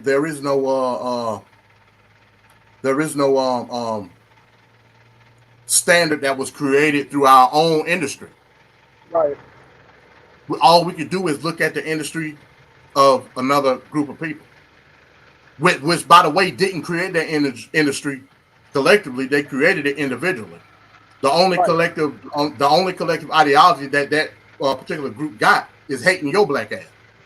Right. You know what I'm saying? So in turn, you use that collective ideology and then try to turn it around against the white man.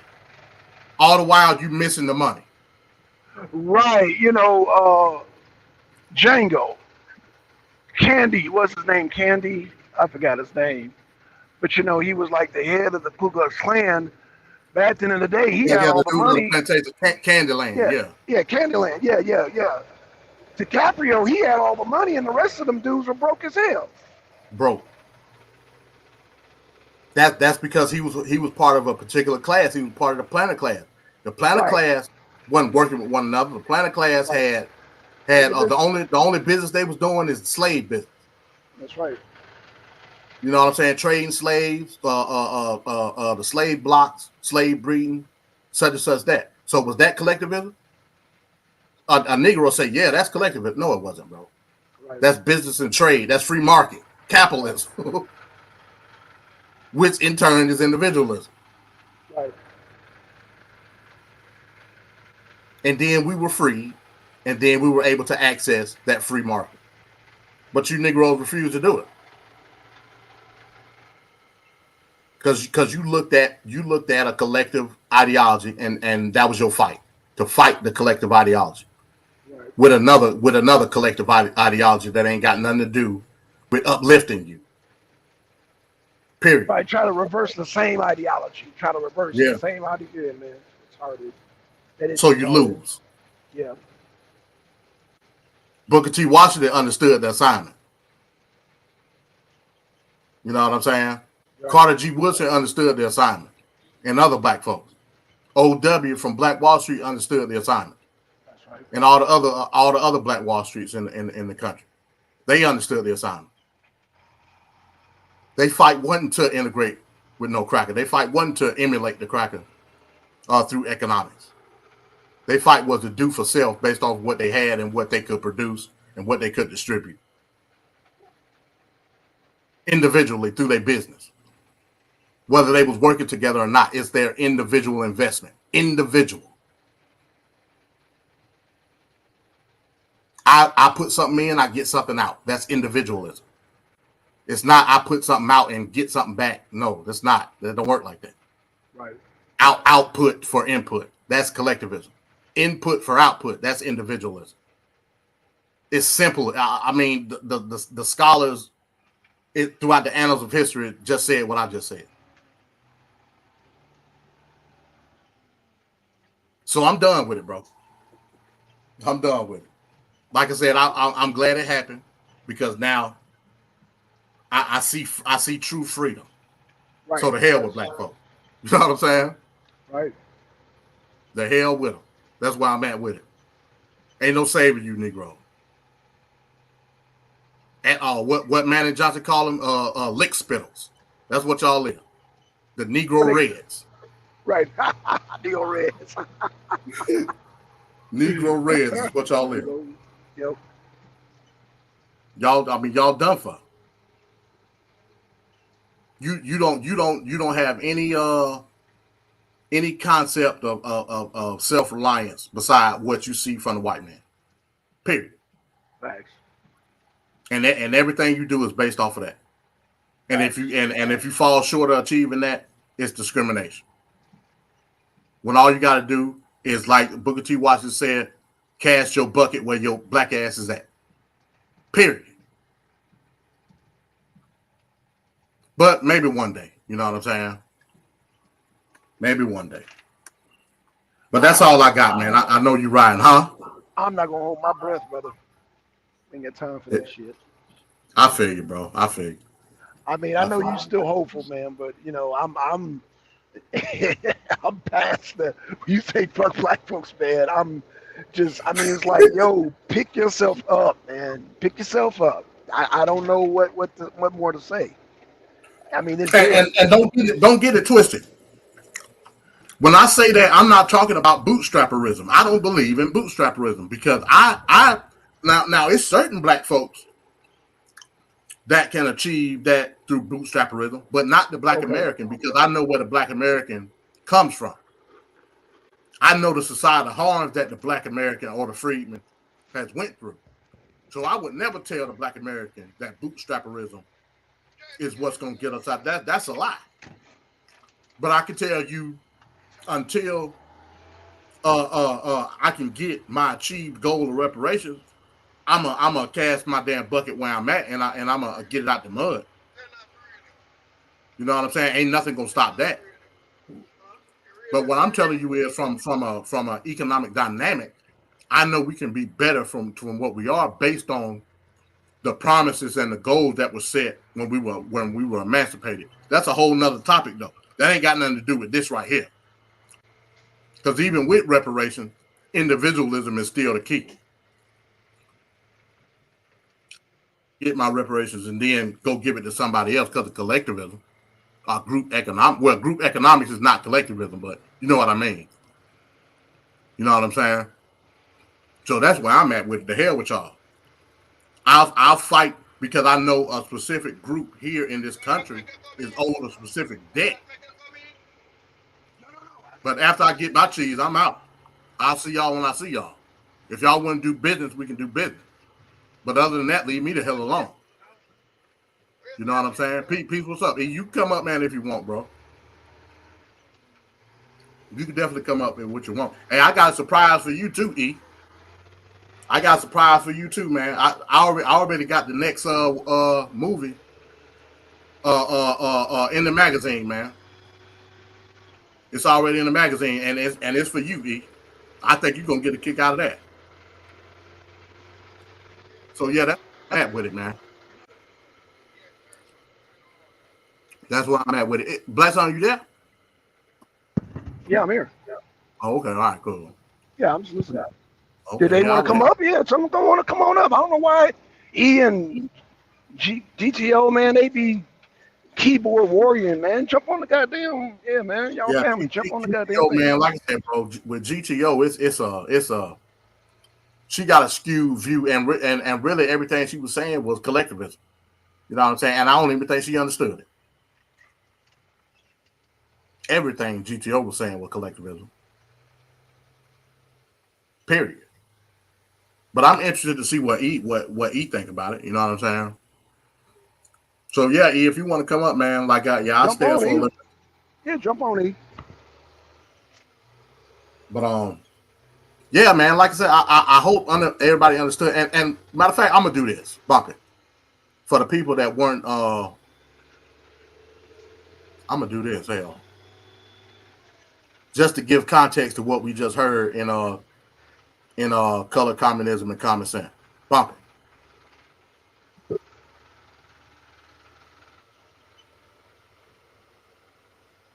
Because I don't think people understand the reality of this, man. I don't think people understand it. Just being honest with you.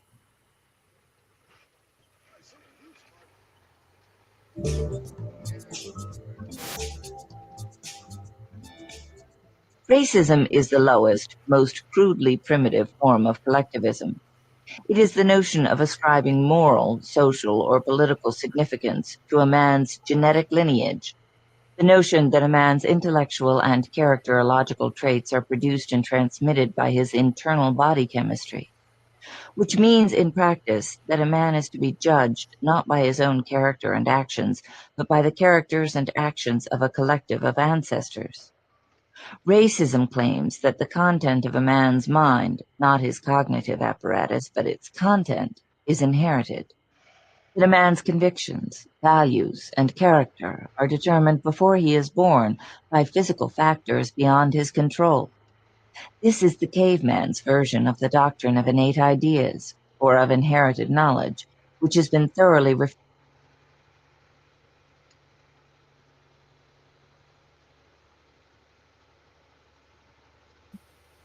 Yeah, yeah. I don't think y'all understand the importance of what Ayn Rand just said. She said in collectivism, in racial collectivism, a man's mind is not determined by the later on achievements that he was able to do creatively in his mind, but it's achieved inherently through whatever situation it may be. And that's exactly how black people act. When you born black, you born with certain pseudo in a pseudo inferiority complex that was given to you by another collective group of people, and you live your life like that the whole way through. Period. Oh, let me add E up here. And we walk through society a certain way. You know what I'm saying? As a kid, what's your mama say about if something happened to you when it was police? You know how the police do us. The white man this, the white man that, and we inherently live our lives like that, based on the ideology of another collective group of people. Yep. Period. What up, That's E? how What up? you. That's how you Negroes live. Straight up. And that's what Ayn Rand was talking about. What's up, E? What's up with y'all, man?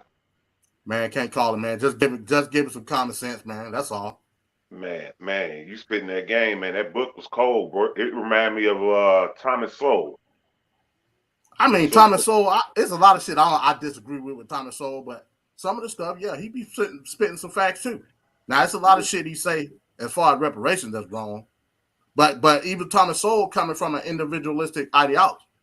You know what I'm saying? Right. Let me go back through with this. Refuted by philosophy and science. Racism is a doctrine of, by, and for brutes. It is a barnyard or stock farm version of collectivism, appropriate to a mentality. Stockyard form of collectivism, the lowest of the low. You have no type of individual achievements, so you put all your negligence of creativity upon another group of people. That's racism, straight up. Mentality that differentiates between various breeds of animals, but not between animals and men. Like every form of determinism, racism invalidates the specific attribute which distinguishes man from all other living species, his rational faculty.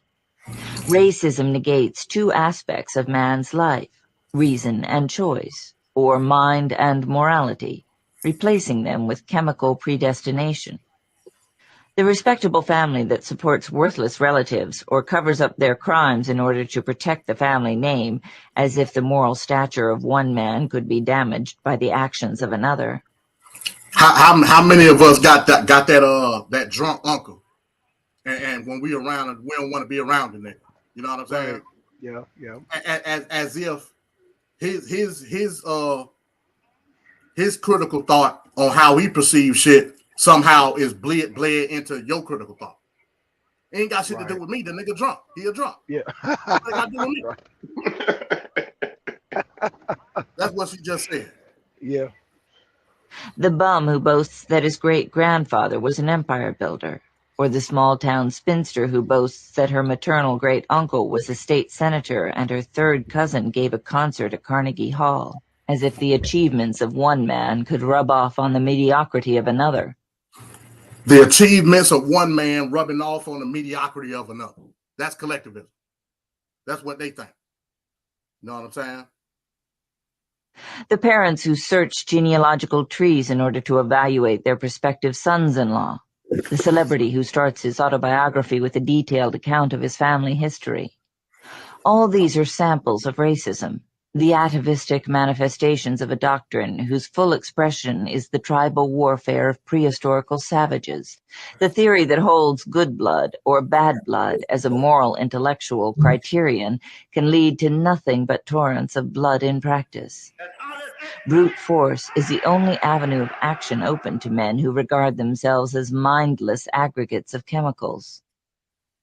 Just as there is no such thing as a collective or racial mind, so there is no such thing as a collective or a racial mind at all, period.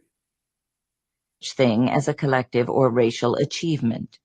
There are only individual minds and individual achievements, and a culture is not the anonymous product of undifferentiated masses, but the sum of the intellectual achievements of individual men. Even if it were proved Hold on, I got to hear that again. Hold on, what she say? Of individual men. Product of undifferentiated masses, but and individual achievements, and a culture is not the anonymous product of undifferentiated masses, but the sum of the intellectual achievements of individual men.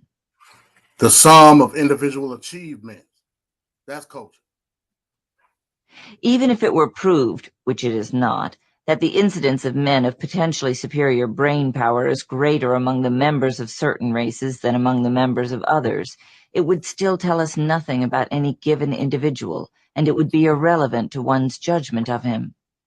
A genius is a genius, regardless of the number of morons who belong to the same race. And a moron is a moron, regardless of the number of geniuses who share his racial origin. The question of whether one alleges the superiority or the inferiority of any given race is irrelevant. Racism has only one psychological root, the racist's sense of his own inferiority. Like every other form of collectivism, racism is a quest for the unearned. It is a quest for automatic knowledge, for an automatic evaluation of men's characters that bypasses the responsibility of exercising rational or moral judgment, and above all, a quest for an automatic self-esteem, or automatic self-esteem. So yeah, that's enough of that, man. Like I said, I played this at the beginning, man. No, man, this was the dope, man. This was the dope show, bro. Hey, I told you, bro. Like something after my debate Saturday, man, something changed in me, bro. I don't know, like I said, bro. I don't know what happened. Oh, Black Sun dropped off. Yeah, something changed. Man, you know what it is. You know what it is. It's just us being men and working every day. You should be like, hey, man, listen, quit all that crying. Quit it. Cause that, hey, keeping the buck. And like I said, you know, it is what it is. I'm forever grateful for SVDL. You know what I'm saying? I'm hoping to be back next season. But bro, that fiasco Saturday, that's what it was. It was a bunch of crime, is what it was. And you're not, and you ain't seeing the individual achievements of the people that was there to create the society in order for us to benefit. You just can't see it. All you can see is the collective ideology of white supremacy, and you base everything off of that because your collective ideology is just as low as they is. It ain't got nothing to do with the economic. Facts. Nothing. Facts. Nothing to do with it. You'll talk all that shit about the white man this, the white man that. Then Monday morning you get your ass up and go to work because you have an individual responsibility not only to your family but to your goddamn self to achieve something in the goddamn country where you at. Period. That's right. And if you can't understand that, like I said, you know, it is what it is. Yeah, you on, hey brother, you on 10 today, bro. It is what it is. Like I said, the black immigrants that come here, they 100% understand that shit. That's why they surpass our ass every day. That's why. Period. That's exactly why. You know what I'm saying? I'm talking about us as black Americans. Right. Right. Because they understand the concept of individualism. Not being able to achieve no type of individual goal in their country of origin.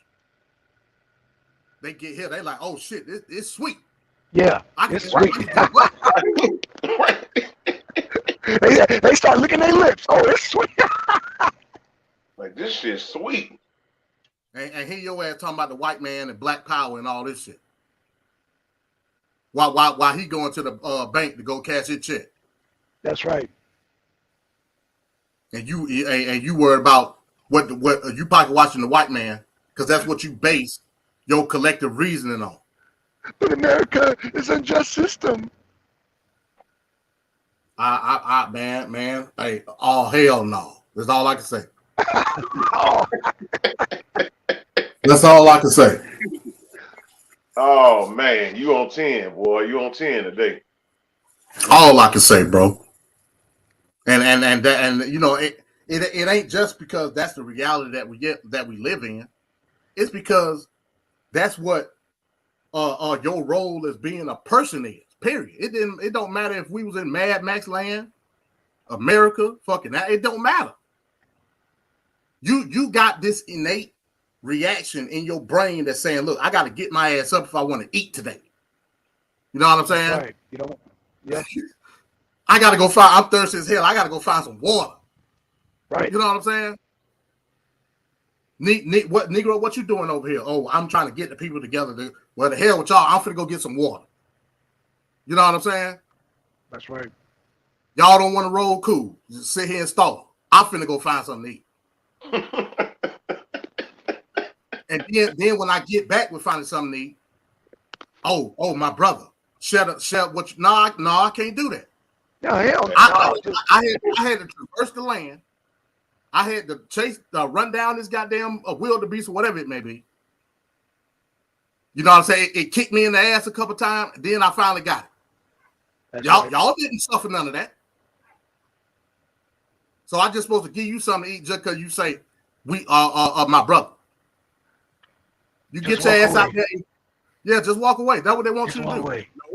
You get your ass out there with whatever tools you got. You go get kicked in the ass by the wildebeest and finally get it down and bring you one back. And then we all good. But y'all don't want to do that. But see, this is the kicker. A lot of times you see people on social media saying, "Oh man, the white man doing this and that," and well, why y'all never say shit when y'all on these jobs? They'll never want to speak to them or confront them when they on them jobs, though. Like you saying, they don't never want to say nothing. The cat got their tongue then. Yeah, because they ain't trying to get kicked off the job because they know where their bread basket is. So yeah, a lot of these people capping at the end of the day. They get on YouTube, say one thing and get off and say another. You know what I'm saying? You already know that. That's a given. Oh, yeah. Yeah. But they'll use, oh man, I don't got no choice. I live in the society. Well, nigga, live your best life in the society. Right, exactly. Make the most of it. Right. Live your best life, and maybe if you do that, you would have the ability to create other opportunity for other black folk and pay it forward, like our ancestors did. You know what I'm saying? That's not collectivism. That's me putting you on game so you can get some money. That's right. That's individualism in and of itself. As an American, I got the right to say, hey, look, I want you to, just because you black like me, I want you to be successful like me. I'm not gonna hire nobody but black folk. I got the right to say that. Now I have to do it underhandedly because I don't want no discrimination, no what they call an equal opportunity act on my ass. You know what I'm saying? That's right. Do it. Other races do it all the damn time. So stop playing games, bro.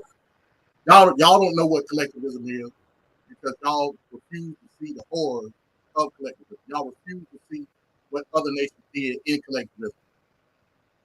And you don't want to be no part of it. That's why your ass didn't bring up China, Russia, Pol Pot, Hugo Chavez. Damn, that's why. Maduro. Because you already know what the business, you already know what the play is. You're right. And through collectivism, that's exactly, especially with black folk, that's exactly what's gonna happen. Because we too egotistical in and of itself to listen to another, especially another nigga. Right. You know what I'm saying? But at the end of the day, egotism is a good thing because that's part of individualism. I want to be better. I want to be better than you, Negro. Right. So that's what I'm gonna strive to be. Period. But I'm done ranting, man. I'm done ranting, bro. Oh man, it wasn't no rant, bro. Yeah, it was jewel dropping. Hell wasn't no rant, bro. Yeah, it wasn't no rant. You know what I'm saying? And through my egotism, I may in turn end up helping your black ass. Right. Because it's gonna set better opportunities for you. And then on and on and on and on and on down the line. If you decide to make that individual choice. You said it. You said it. You said it.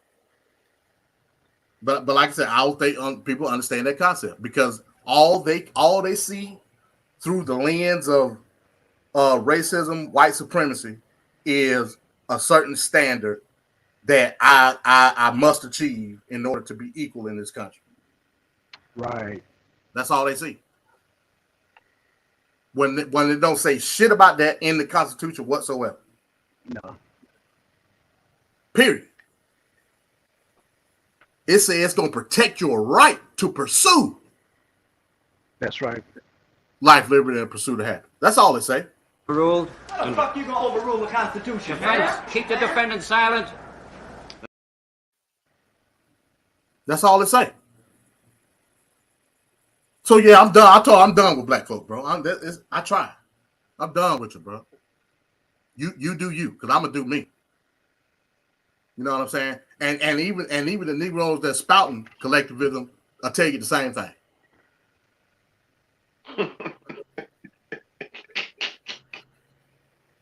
I'm keeping it real. You dropping them jewels, bro. Yeah, man. Yeah. Negro will be on the phone talking about Black Power, and we got to come together, walking past the wino on the street. Right. You know what I'm saying? Yeah. So let's keep it a buck with one another. But we can't do nothing until we do that at the end of the day. What can I do to uplift my fellow Black American or my fellow Black person, period, up out this dirt? What can I do?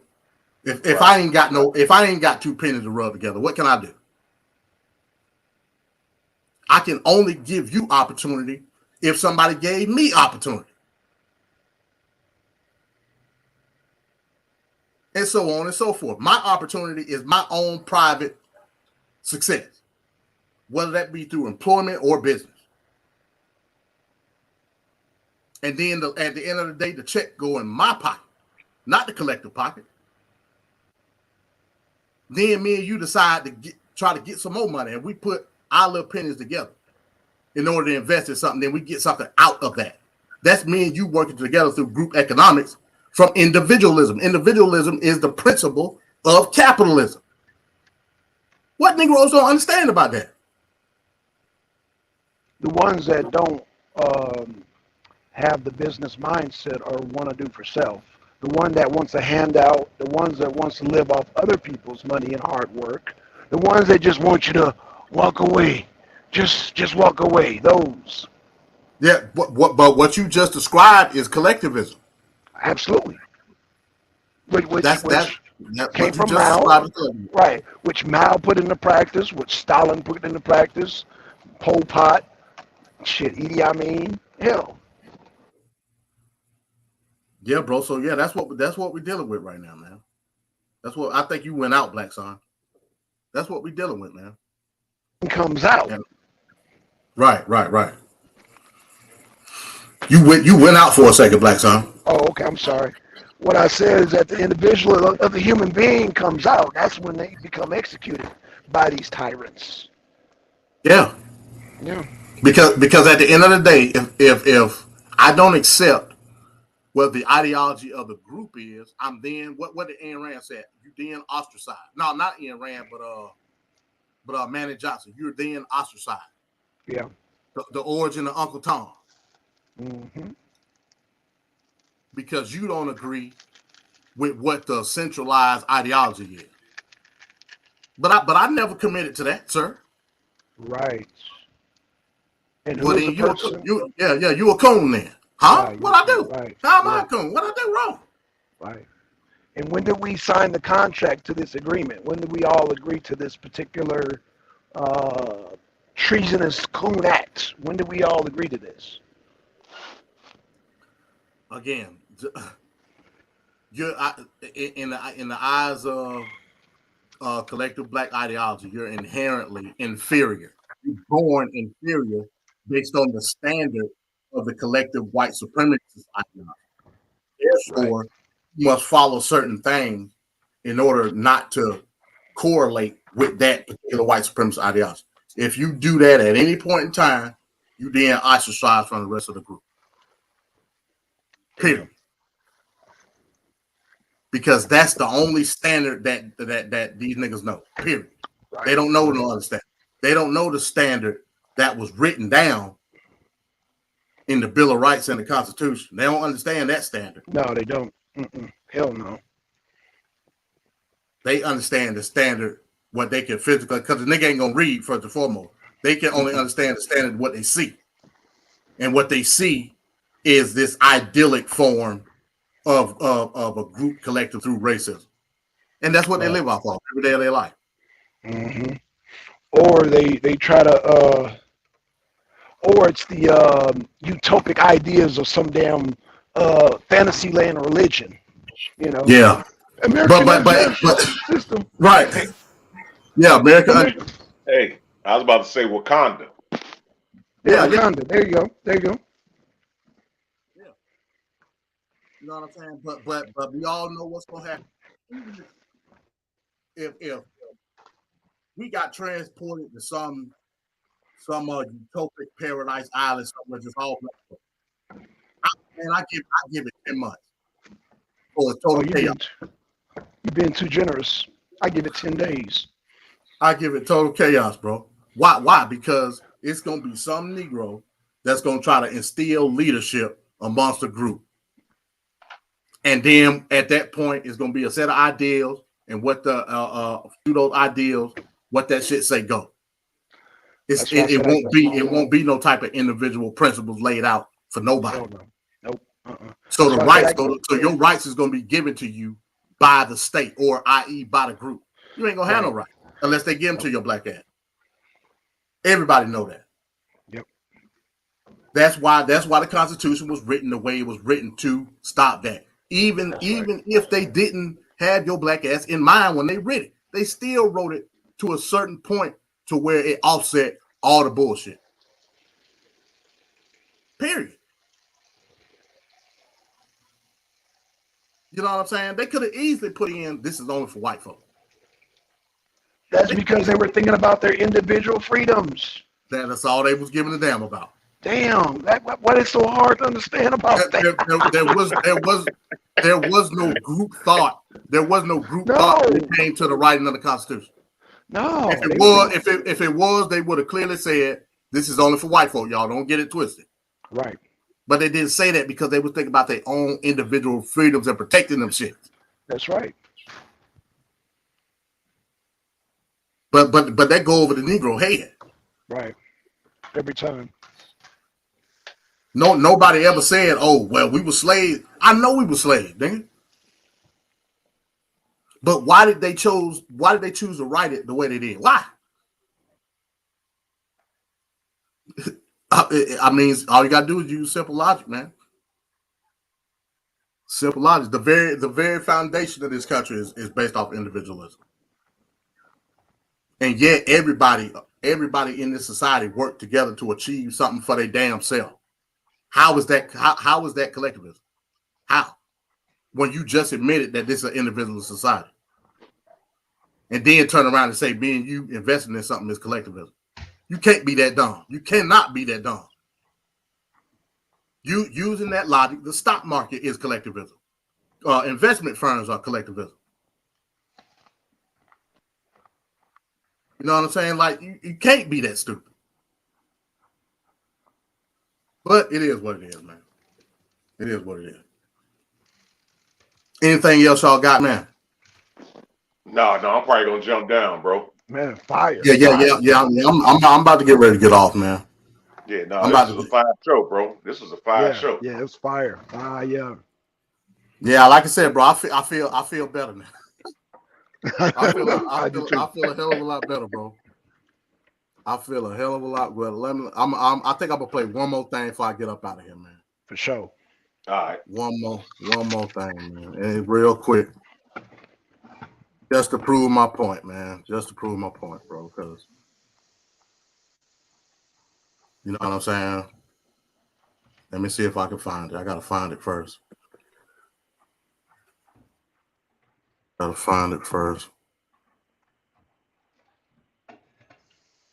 Man, where is that?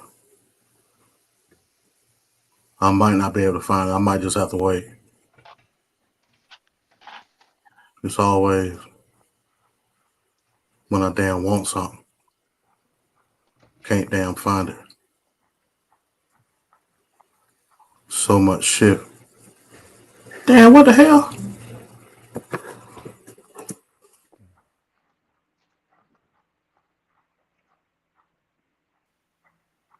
Yeah, like I said, man, I ain't go to work today, man. I'm just chilling, man. I'm just chilling. Oh, what the hell? What? It looks so different on the laptop than the phone. I can't damn.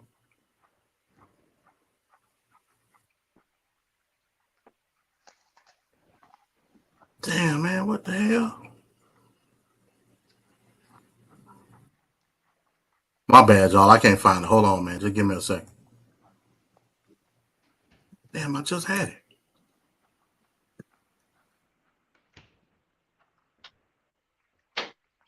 Let me do this thing. When you be looking for something now, you can't find it now. Yeah, man, like what the hell? I mean, I literally just had it up. All right, I'll play this one then, Bobby. from the Fountainhead. I'm gonna play this one. Yeah, Ayn Rand, man, she the truth, bro.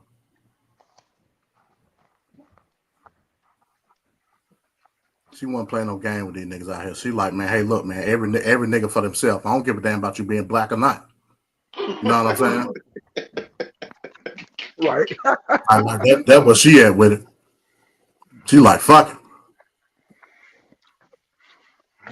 it. Hey, it seems And like you've been holding this back, bro, since this weekend. You've been holding this one back, huh? no, bro, because I be sitting up here lying if I ain't say like I don't care about my people. That would be a lie. But Right. man, like I said, bro, I can lead you to the undumbass machine, but I can't make you get in. You know what I'm saying? Right. Here, I can't make you get in. Yeah. So at some point, man, you got. You know what? Yeah, that's why I say with life, with me, you, and Blacks, and when we talk, and when you deal with life, I think a lot of brothers like just dealing with life day to day. I mean, you talking about you looking over the shoulder for police. If you ain't doing nothing, what you worried about them for? Yeah, well, it's like you Yeah. born, like I said, bro. Being on a collective black mindset, you're born with With certain that fear. Yeah. not only fear but inferiority. You born with the shit through Right. the genetics of a collective mindset. Epigenetically, you born to fear certain shit about white folks. To what? Right. Mm-hmm.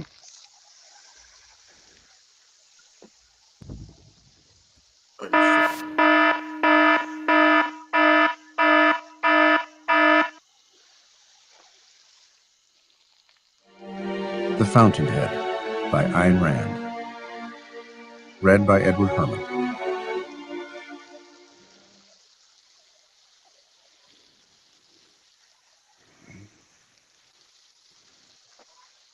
Thousands of years ago, the first man discovered how to make fire. He was probably burned at the stake he had taught his brothers to light. But he left them a gift they had not conceived, and he lifted darkness off the earth. Throughout the centuries, there were men who took first steps down new roads, armed with nothing but their own vision. The great creators, the thinkers, the artists, the scientists, the inventors, stood alone against the men of their time. Every new thought was opposed. Every new invention was denounced. The first motor was considered foolish. The airplane was considered impossible. Anesthesia was considered sinful. But the men of unborrowed vision went ahead. They fought, they suffered, and they paid. But they won. No creator was prompted by a desire to serve his brothers, for his brothers rejected the gift he offered. His truth. He said no creator was prompted at the desire of his brothers. Facts. Truth was his only motive. His own work in his own way, that was his goal. The creation, not its users. The creation, not the benefits others derived from it. His vision, his strength, his courage. The creation, not the benefit that derives from it. Came from his own spirit. A man's spirit, however, is his self, that entity which is his consciousness. To think, to feel, to judge, to act are functions of the ego. The creators are not selfless. The creator served nothing and no one. He lived for himself. Ha! And only by living for himself was he able to achieve the things which are the glory of mankind. Individualism. Individualism, bro. Individualism. Hey, this is hard, bro. This is hard. Yeah, man. It's on point. Such is right the on nature time. of achievement. Man cannot survive except through his mind. But the mind is an attribute of the individual. There's no such thing as a collective brain, a collective thought. The primary act, the process of reason, must be performed by each man alone. The creative faculty belongs to single individual men. That which it creates is the property of the creator. Nothing is given to man on earth. Everything he needs has to be produced. Man can survive in only one of two ways, by the independent work of his own mind or as a parasite fed by the minds of others. The creator originates, the parasite borrows. Oh, God damn. Oh, damn, bro. He dropping. Oh, God damn. The creator's concern is the conquest of nature. The parasite's concern is the conquest of men. The creator lives for his work. His primary goal is within himself. The parasite lives secondhand. Others become his prime motive. The basic need of the creator is independence. To a creator, all relations with men are secondary. The second-hander places relations first. He preaches altruism, the doctrine which demands that man live for others and place others above self. Men have been taught that the highest virtue is not to achieve, but to give. Yet one cannot give that which has not been created. God damn. Damn, bro. Bro, hey, I'm telling you, bro. I'm telling you. Man. Creation comes before distribution. Yet we are taught to admire the second-hander who dispenses gifts he had not produced above the man who made the gifts possible. We praise an act of charity. We shrug at an act of achievement. Men have been taught that their first concern is to relieve the suffering of others, but suffering is a disease. Should one come upon it, one tries to give relief and assistance. To make that the highest test of virtue is to make suffering the most important part of life. God damn. Bro, he said, America. Yeah. hey, bro, he said to make suffering the virtue is to make suffering the man. Let me play it back. God damn, bro. I can't, bro. I can't. Relief and assistance. To make that the highest test of virtue is to make suffering the most important part of life. Then man must wish to see others suffer in order that he may be virtuous. Ha! Men have been taught that the ego is the synonym of evil, and selflessness the ideal of virtue. But the creator is the egotist in the absolute sense, and the selfless man is the one who does not think, feel, judge, or act. These are functions of the self. Egotism was held to mean the sacrifice of others to self. Altruism, the sacrifice of self to others. This tied man irrevocably to other men and left him nothing but a choice of pain. His own pain borne for the sake of others, or pain inflicted upon others for the sake of self. This was the greatest fraud ever perpetrated on mankind. The choice is not self-sacrifice or domination. The choice is independence or dependence. The egotist, in the absolute sense, is not the man who sacrifices others. He is the man who stands above the need of using others in any manner. He does not exist for any other man, and he asks no other man to exist for him. This is the only form of brotherhood and mutual respect possible between men. This is the only possible form of relationship between equals. Anything else is a relation of slave to master or victim to executioner. What? Hey, bro. Hey, should I stop, bro? Killing it. Man, keep going. Keep going. God damn, bro. God damn. From the beginning of history, the two antagonists have stood face to face, the creator and the second-hander. When the first creator invented the wheel, the first second-hander responded. He invented altruism. The contest has another name, the individual against the collective. The common good of a collective, a race, a class, a state, was the justification of every tyranny ever established over men. Now observe the results of a society built on the principle of individualism. This, our country, the noblest country in the history of men, the country of greatest achievement, greatest prosperity, greatest freedom. This country was based on a man's right to the pursuit of happiness, his own happiness, not anyone else's. The savage's whole existence is public, ruled by the laws of its tribe.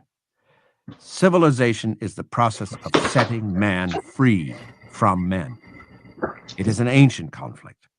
Now, in our age, collectivism has broken loose and is running amok. It has swallowed most of Europe. It is engulfing our country. I came here to say that I do not recognize Racism. anyone's right to any achievement of mine, no matter who makes the claim, how large their number, or how great their need. I wish to come here and say that I am a man who does not exist for others. It had to be said. The world is perishing from an orgy of self-sacrificing. I wish to come here and say that the integrity of a man's creative work is of greater importance than any charitable endeavor. Those of you who do not understand this are destroying the world. I wish to come here and state my terms. I do not care to exist on any others. I recognize no obligations toward men except one, to respect their freedom.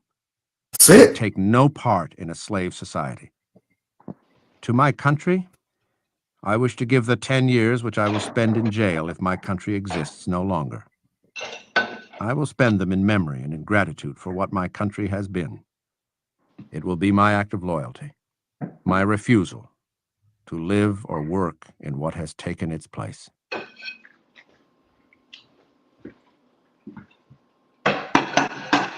Hey, with that, bro, I say peace, y'all. Fire. Peace, y'all.